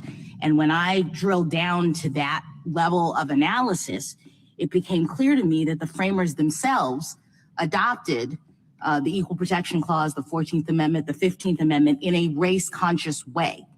That they were, in fact, trying to ensure that people who had been discriminated against, the freedmen, during the Reconstruction period, were actually brought equal to everyone else in society. So I looked at the report that was submitted by the Joint Committee on Reconstruction, which drafted the 14th Amendment. And that report says that the entire point of the amendment was to secure rights of the freed former slaves. The legislator who introduced that amendment said that, quote, unless the Constitution should restrain them, those states will all, I fear, keep up this discrimination and crush to death the hated freedmen. That's not a race neutral or race blind idea in terms of the remedy. And even more than that, I don't think that the historical record establishes that the founders believed that race neutrality or race blindness was required, right? They drafted the Civil Rights Act of 1866, which specifically stated that citizens would have the same civil rights as enjoyed by white citizens. That's the point of that act, to make sure that the other citizens, the Black citizens, would have the same as the white citizens. So they recognized that there was unequal treatment, that people based on their race were being treated unequally. And importantly, when there was a concern that the Civil Rights Act wouldn't have a constitutional foundation, that's when the 14th Amendment came into play. Okay. I don't think we can assume. All right. You all heard that? Yep. Okay. So even though she was arguing for that the forefathers knew about the race and the racial social construct affecting who? Specifically. Freedmen. Exactly. So when we look at the 14th Amendment today and we say, okay, we're supposed to be made full, whole citizens, are we actually full, whole citizens? Because they're still using race. Well, and and the whole thing about that is, if you're using race and you have immigrants coming here and then they're being lumped in as our race, how is it that we're full, whole citizens and they're retrieving all of our resources, using our identity? And then isn't that theft? Identity theft and fraud to denaturalize these beings? That's where I'm at. Yeah, you're exactly right. And that's what Trump was saying. And in so many words, I took it as she was actually agreeing with Trump, but she used some wordplay. Did you hear her say, in a sort of race-conscious way? It was for descendants of slavery. It was for freedmen. And she said, in a sort. Sorry, I just had a phone call come in. Can you all hear me? Yes, yes. Okay. And she said, in sort of a race-conscious way. So she tried to throw that race-consciousness. Did you catch that? Yes, yes. Okay, that's how she tried to play. That's how she tried to play it out. But if you listen to what she's saying, she's actually agreeing with what Trump was saying, but she's using all the correct terminology, but she's trying to throw race in there. She's trying to throw that race terminology in there to throw us off. Right, right. Because she said it's race conscious, and then she turned around and used the term not really race blind or race neutrality. She's doing that to throw you off. They playing with us. And see that's why us reinvigorating the status of freedmen aligns with the Constitution. How they gonna fight us on the status of freedmen when it aligns with the 14th Amendment? How can anyone at this point in time say that freedmen status, if the Constitution, like I've heard people say, oh, freedmen status, you can't use that. It is no longer viable. What do you mean it's no longer viable? The Constitution is still being enacted right now, is it not? Yeah, and they're still using it. The Supreme Court is using it. Exactly. So how is it that we can't use the term freedmen? That's the reason why I said they're playing with us. All of this African American, all of this other stuff that we're using, they're playing with us. They're just waiting on us to become woke and conscious about what we need to be saying.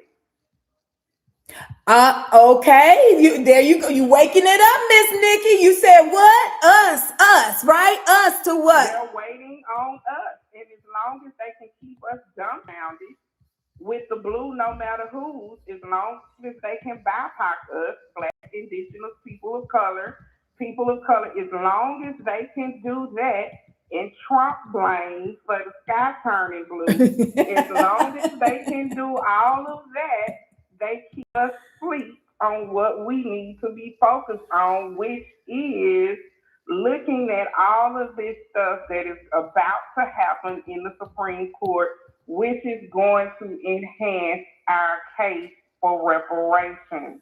Well, and you know what? Okay, so you know what, Nikki, we're gonna play off each other. See, Miss Nikki is all about reparations. That's her authorities, right? I, on the other hand, I'm also about equity and sustainability. Right? So we teaming up right here. I'm equity, sustainability. What I mean by equity and sustainability, there are resources right now, capital right now, housing, all of these things, SBA loans, contracts that is ours and should be coming to us right now that would change our economic status. But guess who it's been going to? Y'all heard minorities. Exactly. Somalians. Steven Somalians. Miss Fresh is out there. Miss Fresh is out there in Minnesota. She know about them thieving Somalians. but you know what? Also the Pajeets, I'm saying it. The Indians. Right? Look at technology. Look at technology. Who's all in these major corporations, leading these major corporations, and don't have a freaking invention?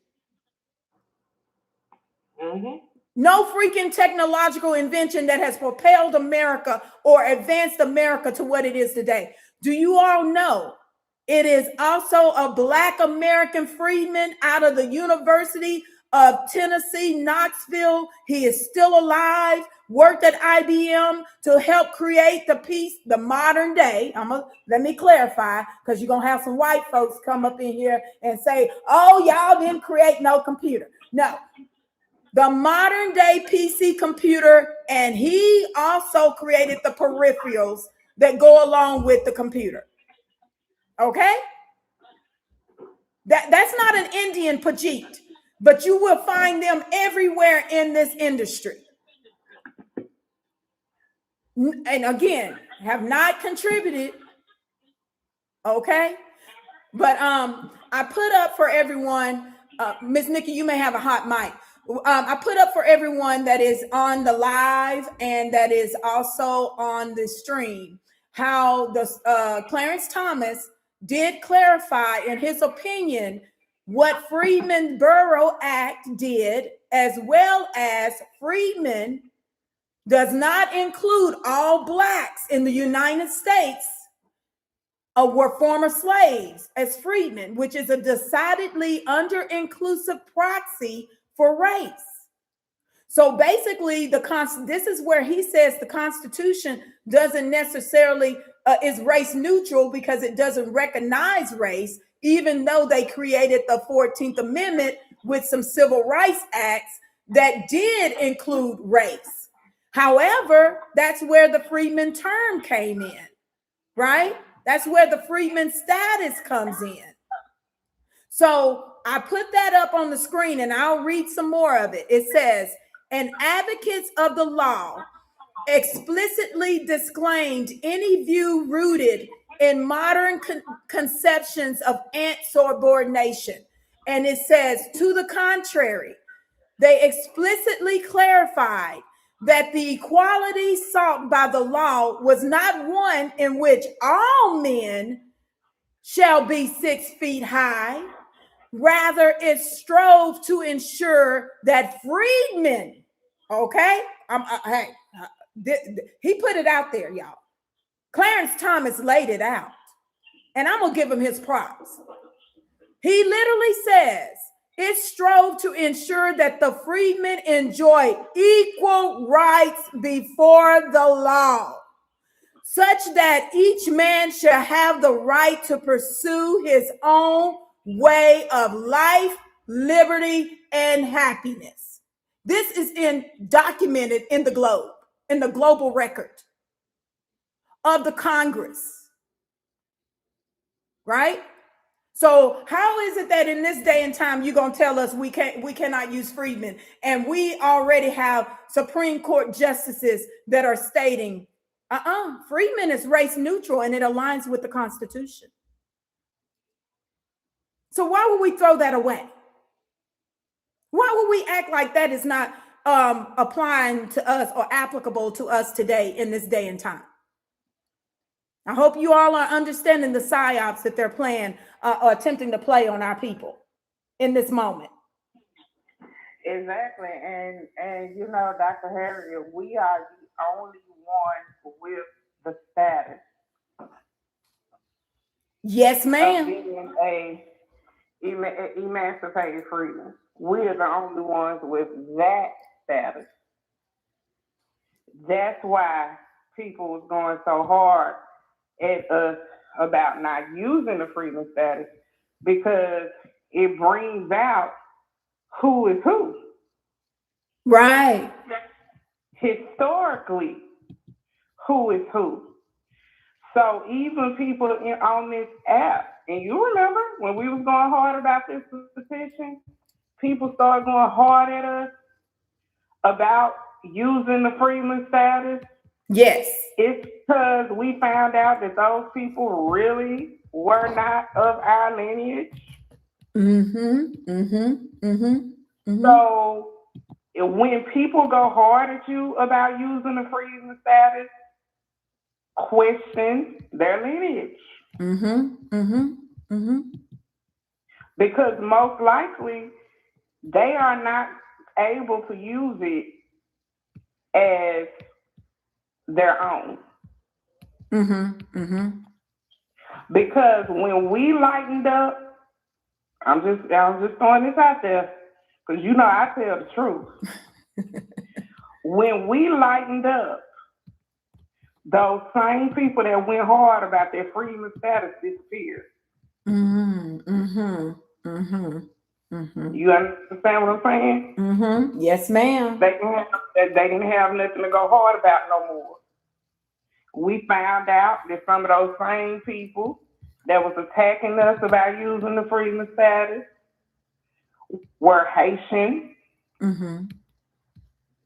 You know what I'm talking about? Yes, I do. Okay. And other things in their history. So, you know, this is what we're dealing with. You know, it sets us apart from everyone else. It sets us apart from the Kamalas, from the Obamas, from everyone. And now that they also see, because the Democrats saw how the election went. They saw how we are tired of the Democratic Party taking us for granted. They're not giving us anything for our vote. They saw how the election went. Okay, I want you to pay attention to this. Every time I turn on my television now, it's a celebrity advertising the NAACP.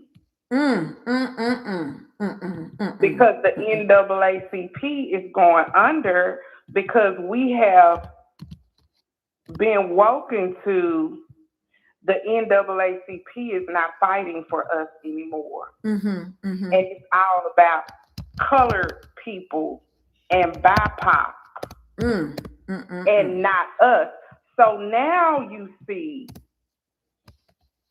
the Democratic Party boosting up the NAACP. But we know what the NAACP is capable of. We know how the NAACP has been fighting against the Black community instead of for the Black community within the past 50 to 60 years. We know this. But they're asking for donations. They're using it. We used to call that in what's the effect where you use celebrities to advertise? I forgot what we used to call that in school. It's some kind of effect that they use to advertise celebrities. What, that, like ambassadors, speakers? No, it was some kind of term that they used to advertise when they use celebrity, but I don't forget. But anyway, but that's endorsements, a celebrity endorsement.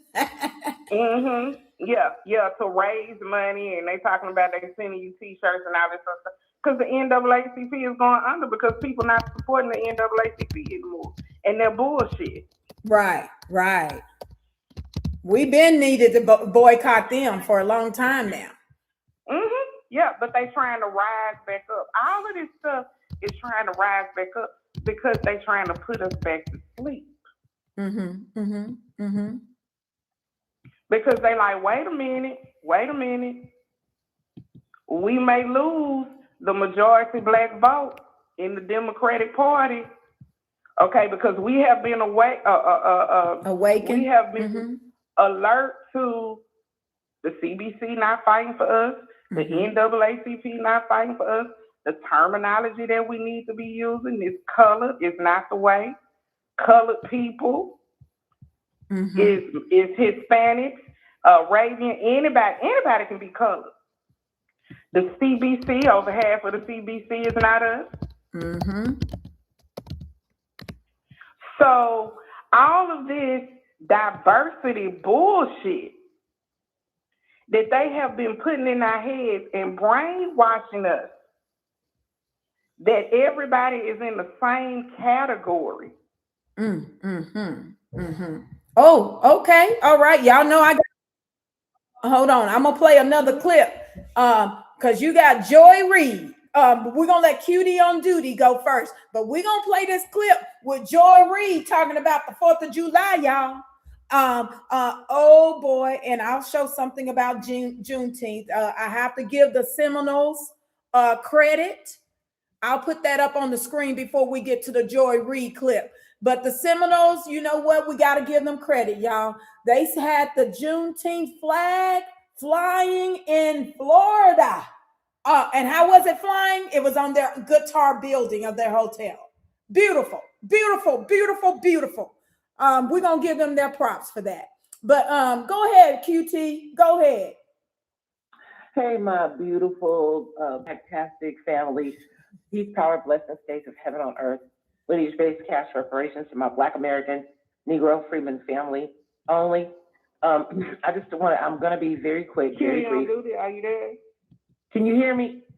Wait, you guys can't hear me? I can hear you, but maybe she's lost connection. She's not a speaker on the stage. I just invited her back. Oh, okay. I could hear her for a minute. I'll drop down and come back up if I need to. Okay. The space has been acting crazy for the last couple of days. Okay, drop back down and come back up. Okay. Okay, thanks. Because Miss Nikki can't hear you.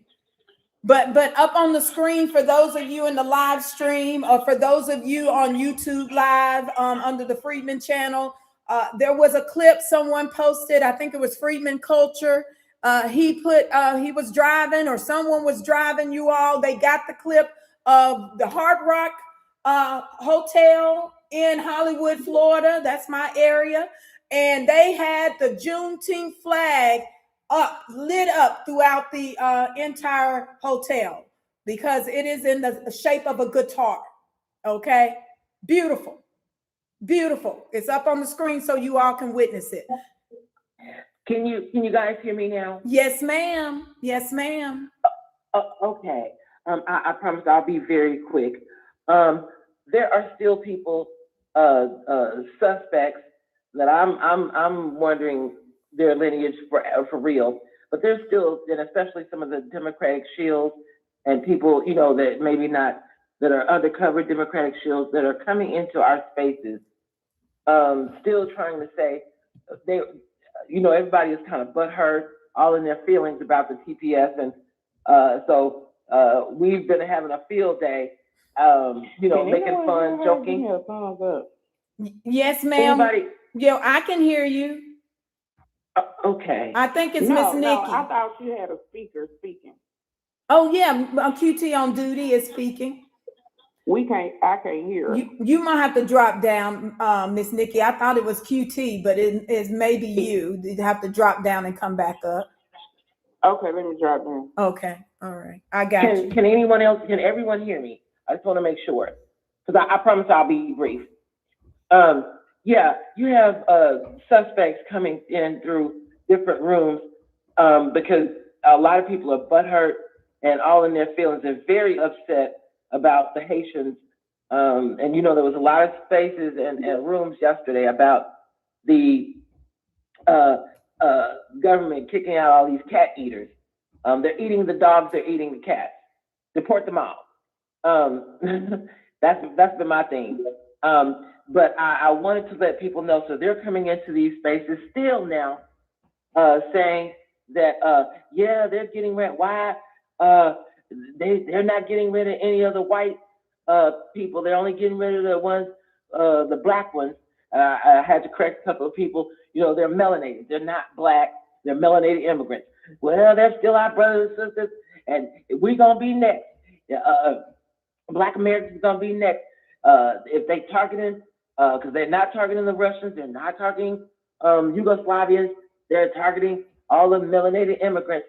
So, and once they get rid of the Haitians and the other Jamaicans and Africans, y'all gonna be next. We gonna be next.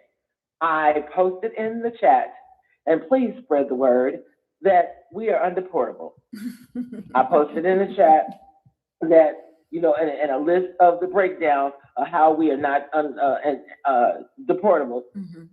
Only because we were born here. We have, a lot of us have the bloodline of indigenous here. We can claim the land. We had an ethnogenesis that is unique. Even our DNA and structures of our DNA and stuff are not like anyone else in the world and cannot be found anywhere else in the world. So please let people know when, as soon as that you see them coming into the space saying, oh, you next or whatever, just say, you know, undeportable. And please, you know, save, bookmark and save. And there was a police officer, I did post under it in my post, you know, even the police officer, black man, said, we cannot be moved. And I also wanted to mention, I'm going to post it in the chat, that I don't know if you people have seen Ghana.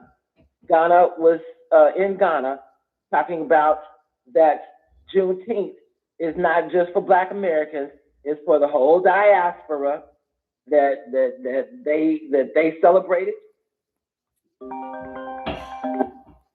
So, and there's been a lot of, there was pushback and it lit people, rubbed people the wrong way, and they are going at it with Ghana because Ghana is trying their best to pretend like they didn't have anything to do with slavery, and there's not a slave castles over there they're making millions of dollars off of, and probably billions of dollars off of a year. They're trying to act like, you know, we don't know that they sold us, that it was an accident, and oops, my bad, and you know, stuff like that. I wanted to also remind people of the elections in November. We just have 6 months left. please get rid of every last incumbent. I don't care what you have to do, which side you have to go to get rid of them. I mean, of course, not the Democratic side, but all the incumbents have to go from the top to the bottom and all in between. We'll take our chance on fresh new meat. They have to go. I'm going to be voting Republican as an independent, and I'm going to vote Republican only because of what Trump has done and the favor that I owe him because of him getting rid of all these immigrants, if nothing else, and then acknowledging us. And I pray that he does do something right before he leaves with our reparations. But even if he doesn't, he's the only president in the whole entire history of presidency to acknowledge us. And now it's a ripple effect. If you notice, everybody's trying to apologize for slavery now. So, and I wanted to remind everyone now that Kamala Harris has gone into rehab, dried out, and now she's back on the scene with the gangster lean, trying to persuade us and trick us. And her and Obama have decided to come back out. Old Bussy decided he wanted to, come back out and show his face. Wanted to remind everyone that Kamala Harris, when she had her epic fail for presidency and lost, that she owed $20 million to that she used through donations. And let's not forget how she, lied and tried to get these donations through lies. And the DNC secretly, because you didn't hear anything else from her after she lost, and everybody was laughing at her about her $20 million debacle. All of a sudden, here she showed back up because the DNC paid all bills off secretly. So please remember that during the election season, and don't vote blue no matter who. Thank you. All right, thank you, Miss Cutie, for that. Appreciate that. Reminding us, right? Taking us down through memory lane about how we voted and got nothing for our votes. And Kamala Harris was, I'm not going to do anything specifically for Black people. But she made sure she did some stuff specifically. So I hate when she, no, I'm not going to do anything specific for Black people. No. But who did she do something specifically for? Asian Pacific Islanders. The Indians. The immigrants. Mm-hmm. Yes. The Asians, the immigrants. LGBTQ. She opened up, she took our Freedmen Bureau money and gave loans to the Mexicans and the Italians and whoever else had their hand out. Yeah. Yes.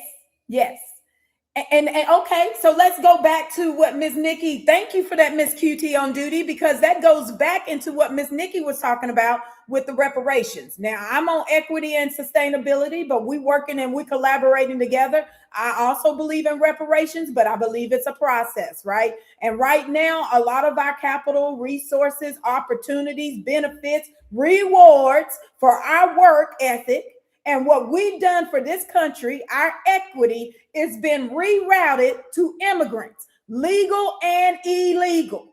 So I'm against immigration, period. I don't care.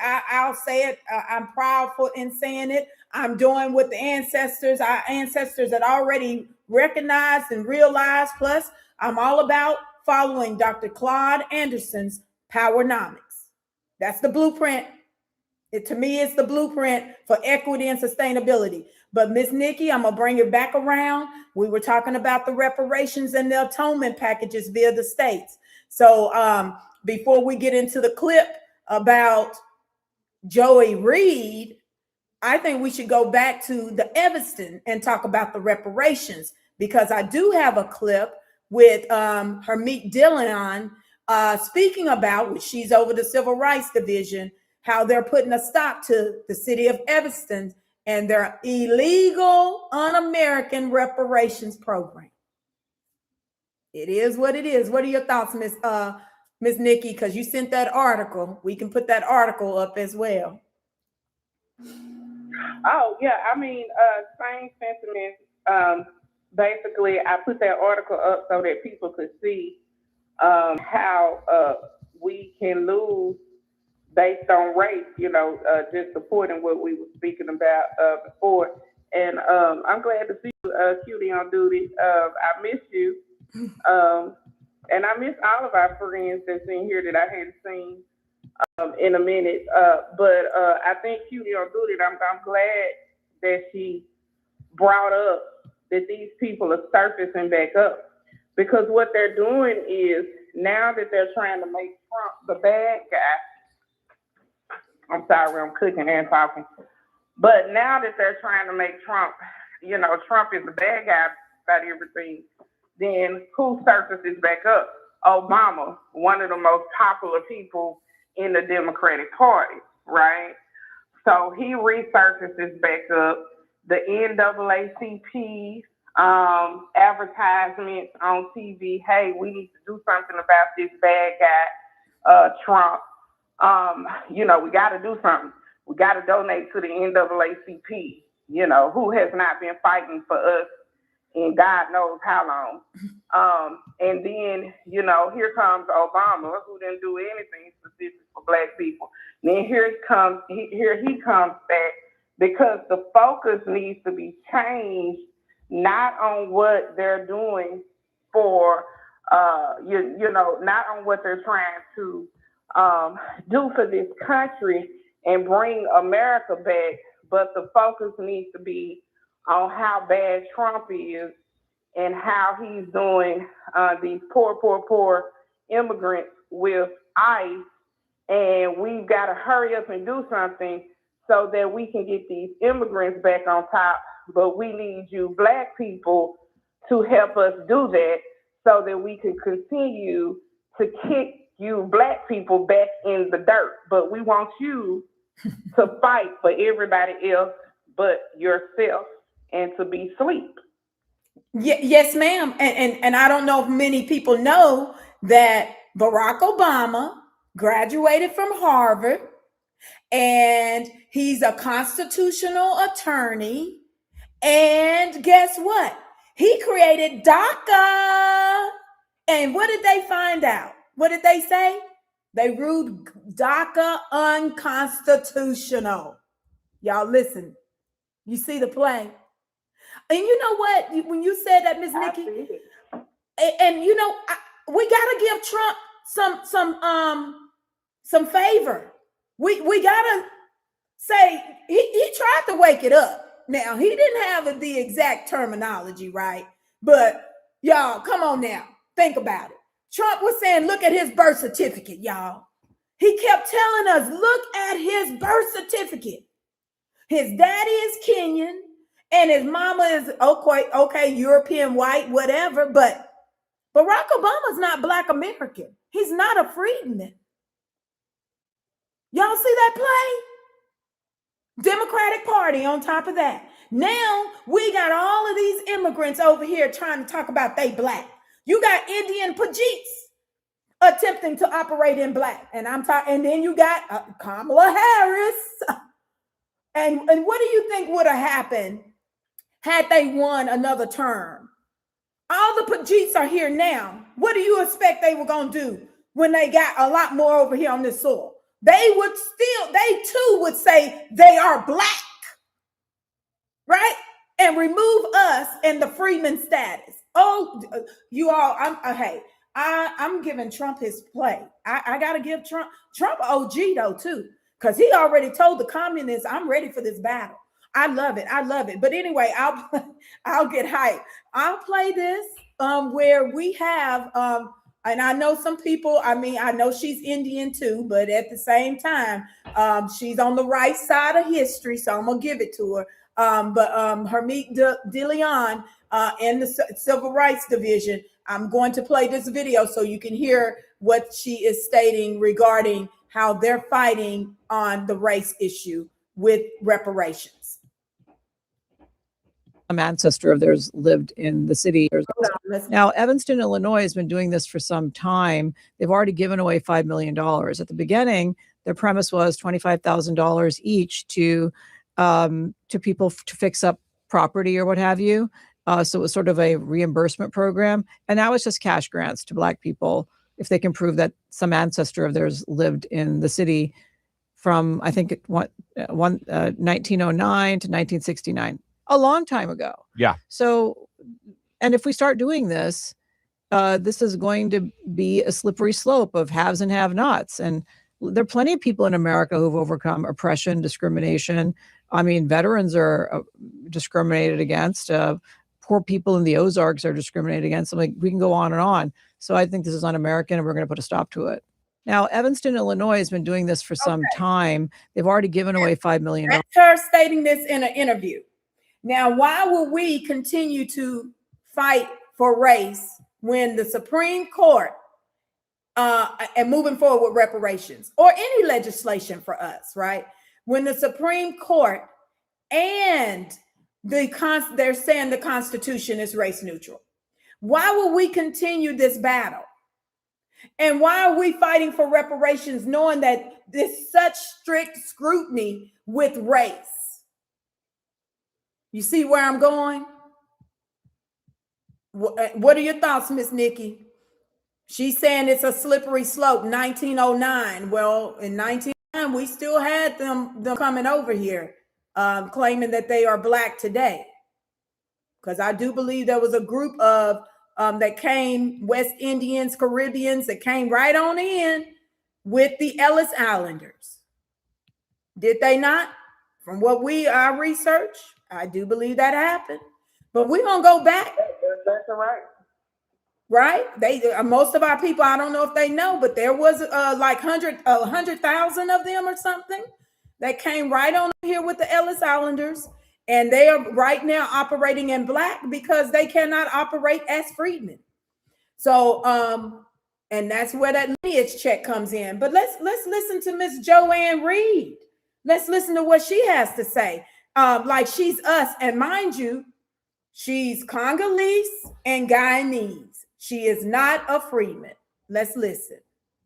Because in many ways, and with apologies to my dear spicy white friends, because I know that my white brothers and sisters do love a 4th of July. It is Independence Day. Everybody's barbecuing. It's a thing. I can promise you, Black folks, we will take that day off. We will barbecue because we off. But Black people, that nobody Black I know is really excited about the 4th of July because it is what Frederick Douglass said it is. It is the celebration of slaveholders who freed themselves from having to pay taxes to the crown for their slave empire. And that is what it is. Because in many ways, and with apologies to my dear spicy white friends, because I know that my All right, I'm stopping it right there. I just get heated. I get heated every time I speak and act like she's us. I get heated when any of them speak and act like they are us. To speak on the 4th of July. Now, my family, we still honor our ancestors even during the 4th of July, right? It's not Juneteenth, but we still get out there. We got veterans, right? We still celebrate the 4th of July. Okay, I'm gonna stop. This demonic being, is out here saying, and she's getting all this media attention, is out here saying we don't celebrate the 4th of July, which that is a lie. And she's not even our collective. And she is identifying, operating in our identity as an immigrant. And she is not a part of our culture. I do not claim her nor Godfrey or any of them as a part of our culture. So anybody else want to speak? Miss Nikki, what do you think about that? And we're going to get more into that Evanston, because we got in Cobra, in Arc. We got a lot of them that want to tell us. I'm going to play you all. I got to play the lady from Africa and Ghana. We got to talk about it. Before we close it out, we got to talk about how the Ghana is now trying to take over the reparations movement and claim that they too deserve reparations. Yeah, they gotta go. They all gotta go. They all gotta go. They out of line. So go ahead, Miss Nikki. I'm gonna cue up the clip with the lady from Ghana talking about Juneteenth, y'all.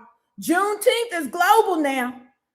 But even the slave traders from the African continent are saying that, you know what, they owe them reparations because they gave them white Europeans or the slaveholders reparations too. That's literally what they're saying. It's just another scam and fraud on our backs, off of our backs. And you know, the sad thing about it is that, you know, the clip that you just played from Joy Reid. First name? Joy Reid. Joy Reid. I was about to say Joanne. I call her Joanne. But Joy Reid, because we met her, she ran from us. I don't know if people in here actually knew that, but we showed up. I remember back in the day when everybody was ADOS, and we showed up as a group to the Martin Luther King celebration, and Joy Reid was a speaker there. And that's when Joy Reid had started calling. I don't know if you remember when she was calling ADOS ops. Oh yes, to declare that freedom is unfinished against Black people for real. She was calling us ops, and we showed up, and she was the speaker, and she ran from us. She avoided us. Yeah, when she's really the op, you know, it's just amazing. You know how these immigrants do. And, you know, but what I was about to say is that hearing what she just said, it's so crazy because a lot of us wouldn't even catch it. What we just caught about what she said, she's talking as if she is a foundational American. Yes. That's how she's speaking. She's speaking as if she's a foundational American. And you have a lot of us that will listen to her bullshit and will not catch what she's saying because they're only looking at her color. And a lot of people that's only looking at her color will just say, hey, she's one of us. And this has been the trick of the trade with the whole Democratic Party. Yes, ma'am. That and then they're making them the gatekeepers over us. Because that is the code. The code is to never let someone in a position like the presidency or et cetera that is of our lineage. Our lineage is the key to what has been holding us back forever. And as long as they keep us asleep, and I'm just going to keep on saying this, as long as they keep us asleep and not really looking at the true problem, then we will never step up to what we really need to step up to. And this goes for the pastor, Jamal Brown, all of them out there who are pushing this Democratic agenda. The celebrities, all of them, they are the ops. You know, speaking of the ops, they are the real ops. Some of them knowing, some of them unknowing. Some of them just creatures of habit. You know, as I tell people all the time, I was always taught to vote Democratic no matter who. My father taught me that. My mother taught me that. And when you know better, you do better. So some people are just creatures of habit. Great points, Miss Nikki. Great points. I have to agree with you. We were taught to vote Democratic because they thought our people were misguided and misled, right? Our ancestors. They, at one point in time, it really looked like maybe the Democratic Party to them was on their side. But we know back behind closed doors, they were doing other things to make sure that we don't prosper. And it really upsets me that we had our ancestors and elders that come out of the civil rights movement and basically capitulated and acquiesced to this plot, right? Because we mentioned it earlier, Jesse Jackson naming us African American when that wasn't a consensus with the majority of us, of our people. And it took hold. The government just went ahead and changed it and everything else. And here we are up here like, wait a minute. That's not what we want to be called. That's not how we want to self-identify. We had the opportunity to go back to freedmen, right? Because then again, they took the status of freedmen and put it on the back burner because they allowed the Confederates to come back into the government and control the South. And they implement the black codes. They implemented the racial social construct and removed the freedman status. And we have to have right now, in this moment, we're going back to it. This is reconstruction. If we're resetting in America, and the reset a part of it is for us reconstruction, right? So I'm gonna play this clip. You all listen to this African. Lord have mercy. Whew, it takes a lot for me, y'all. It takes a lot for me to just get in this headspace to have to even listen to this. But we got to play it. Listen to what she has to say. Juneteenth is not only an American story, it is a global story, an African story, and a Ghanaian story. It reminds us that the struggle for freedom, dignity, and justice is universal and unending.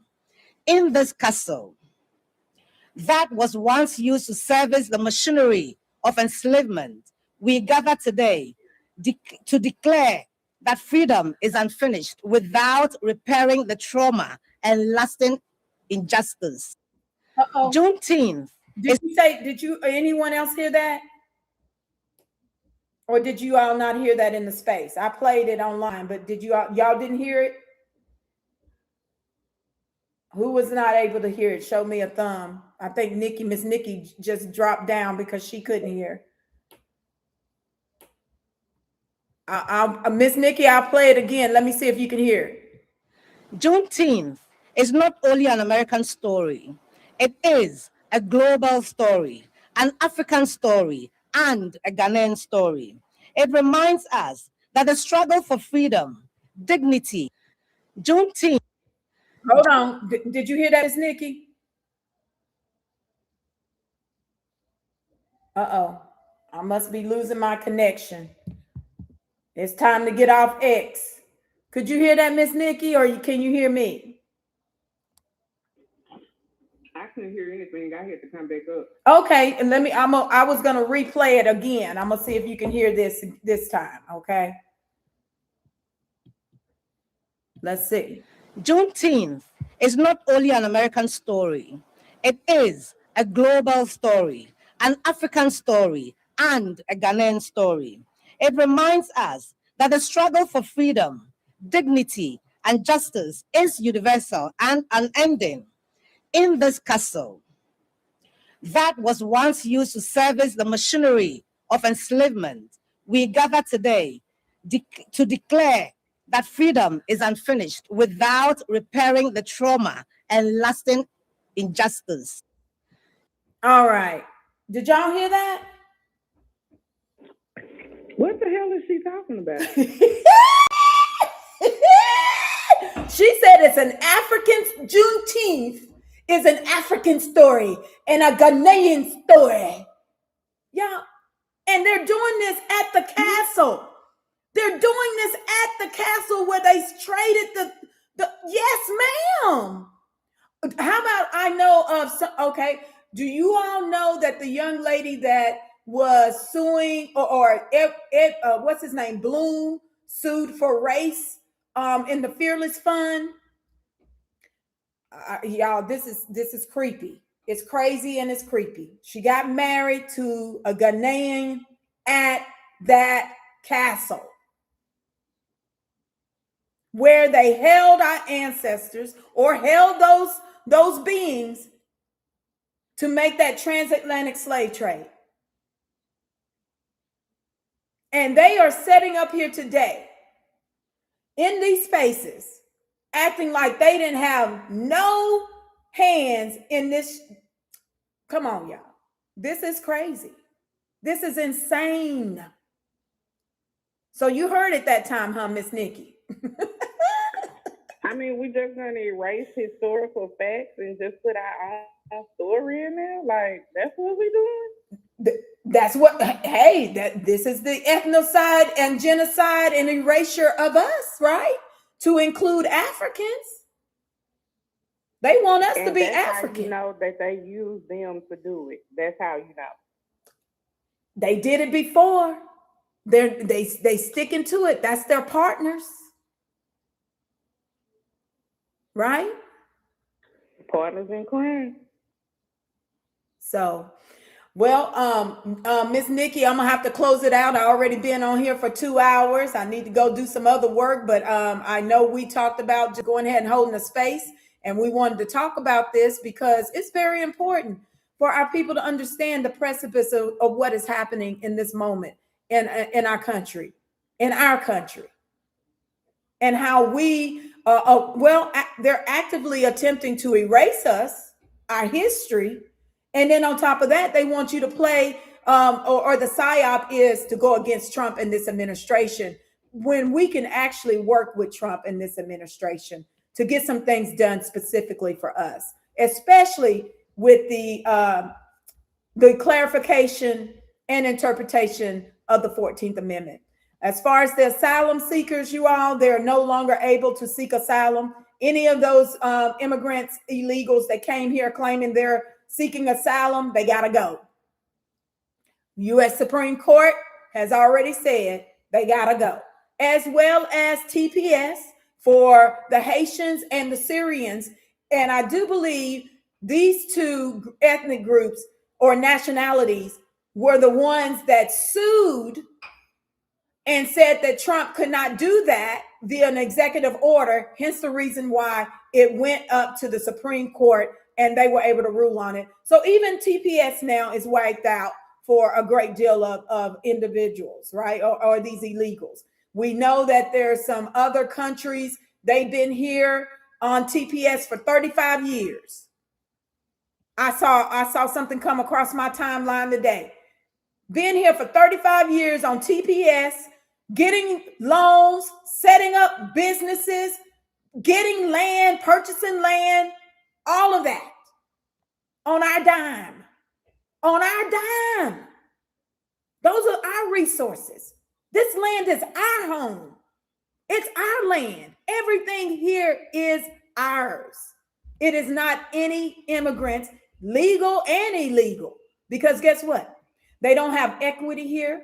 They haven't contributed to building, developing, and advancing America into a first world nation and superpower. We have been here, and our ancestors toiled this land and built many of things throughout this country for 247 years in chattel slavery.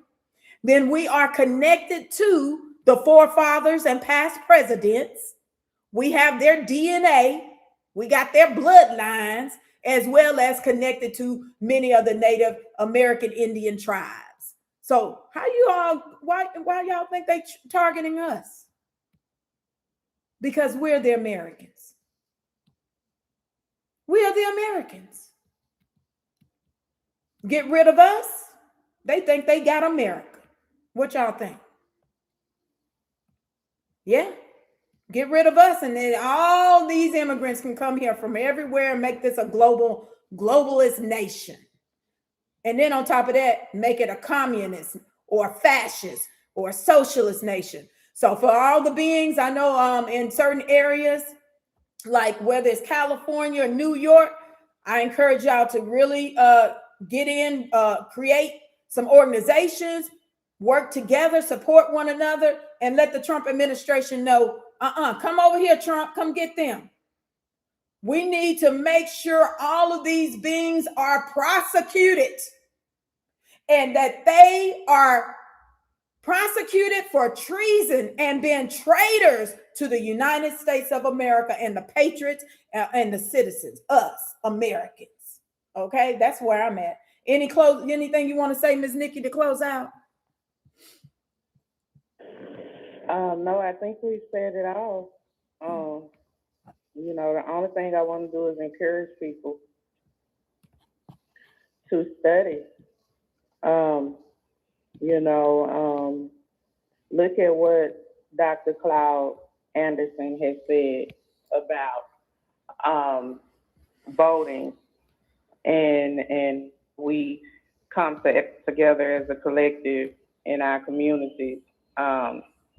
You know, look at the history of the Freedmen status. Go back and look at what Trump is saying. Go back, just like we played clips. Go back and look at the terminology that is used. Go back and look at Ketanji Brown and what she's saying and how she's word playing.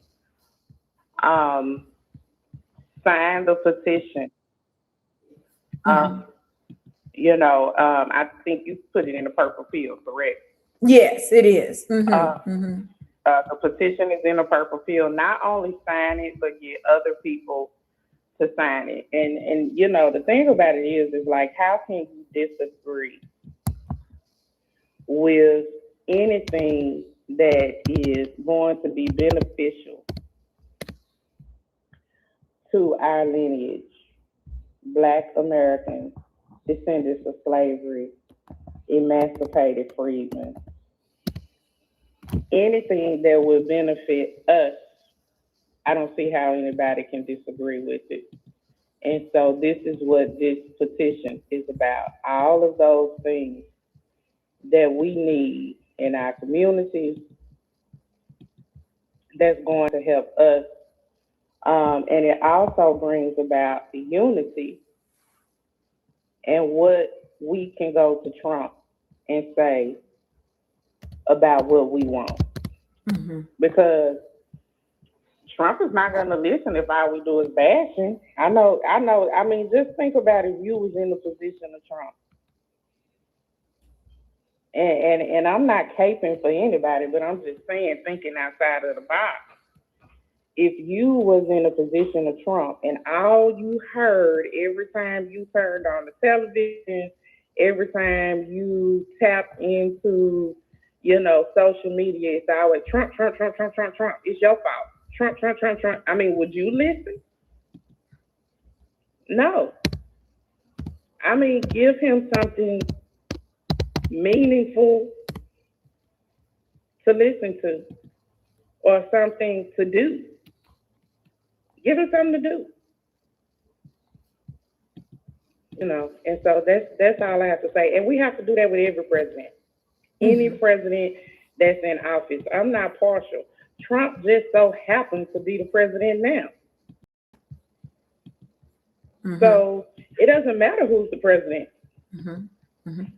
We need to complete our agenda with no matter who is in office. And that's what the silent generation knew. Because the silent generation knew that none of them was our friend. Because they lived during the time where they saw them for who they really were. So they understood that none of them were our friends. So anybody, they went at anybody about what they wanted done. And that is the difference between then and now.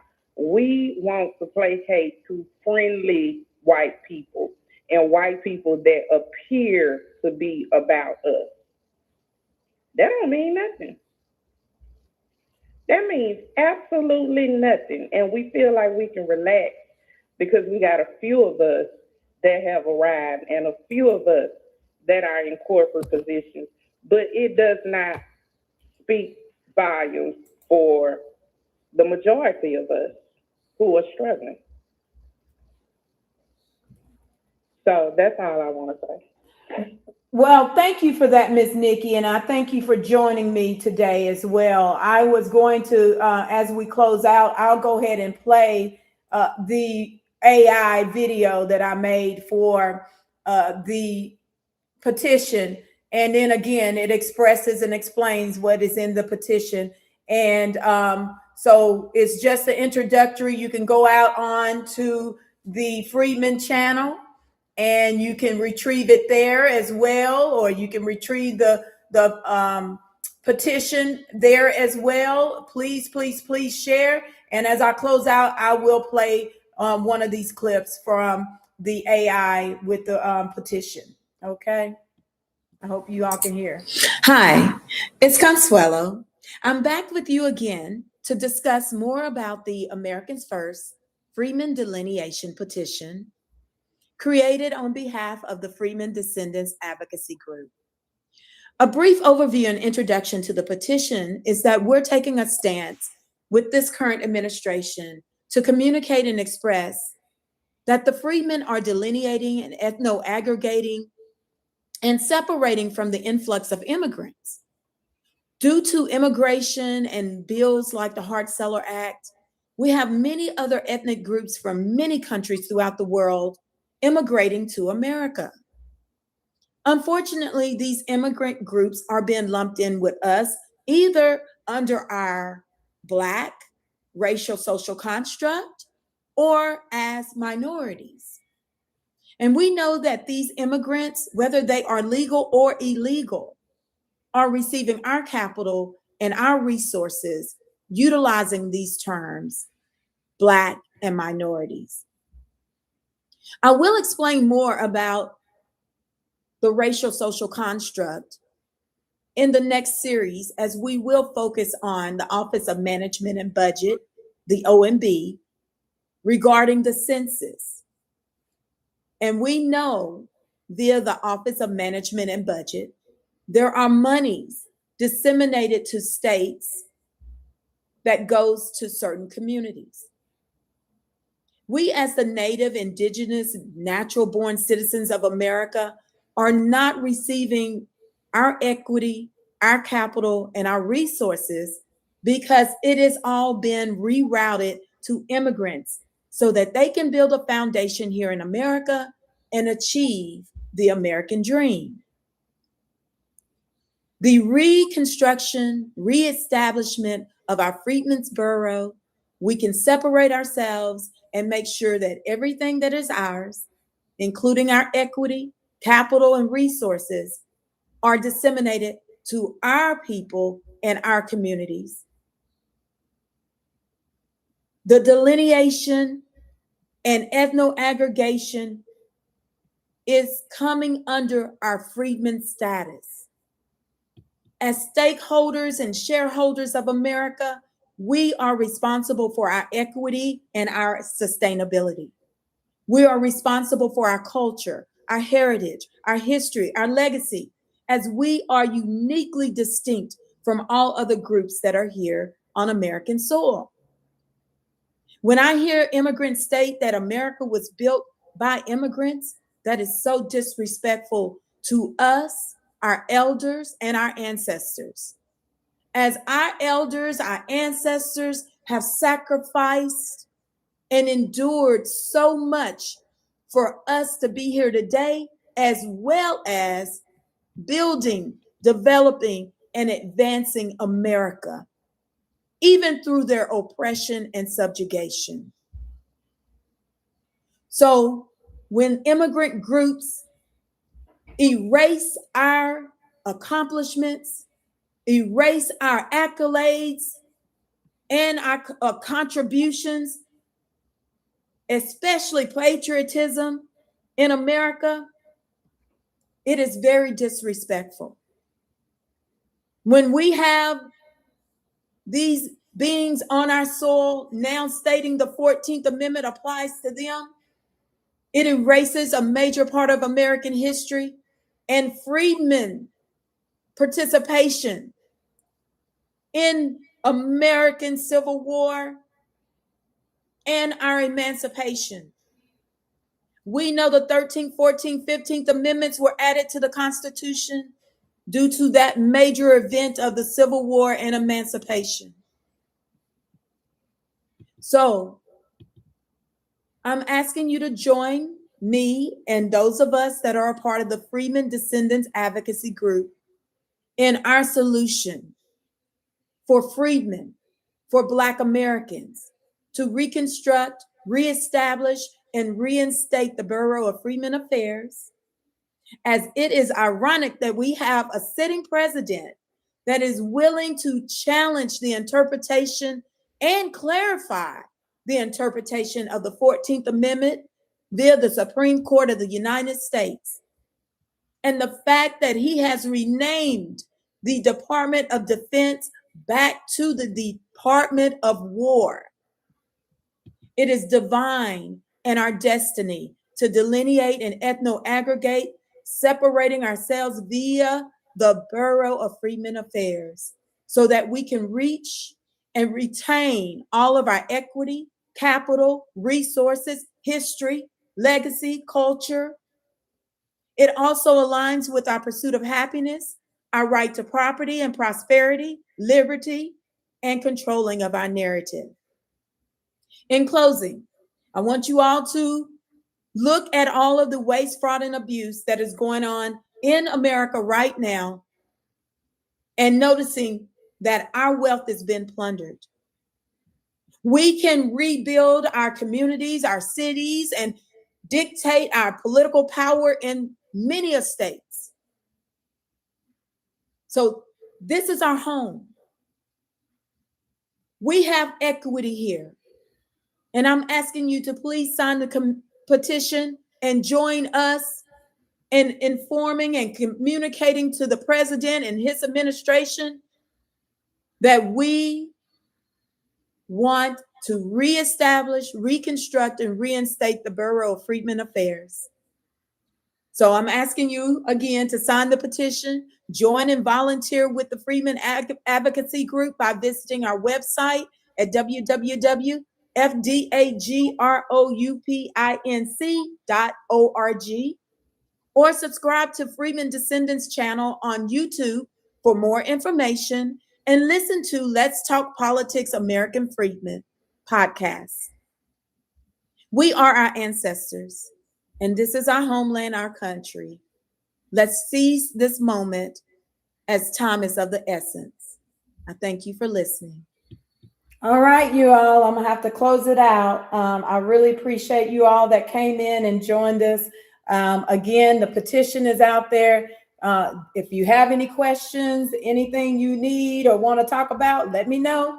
And let's move forward with the Trump administration and setting at the grassroots sitting at the table and negotiating our agenda and how we're going to move forward in our future. With that, you all, I really appreciate it. And I'm sending much love, peace, and happiness. We're out.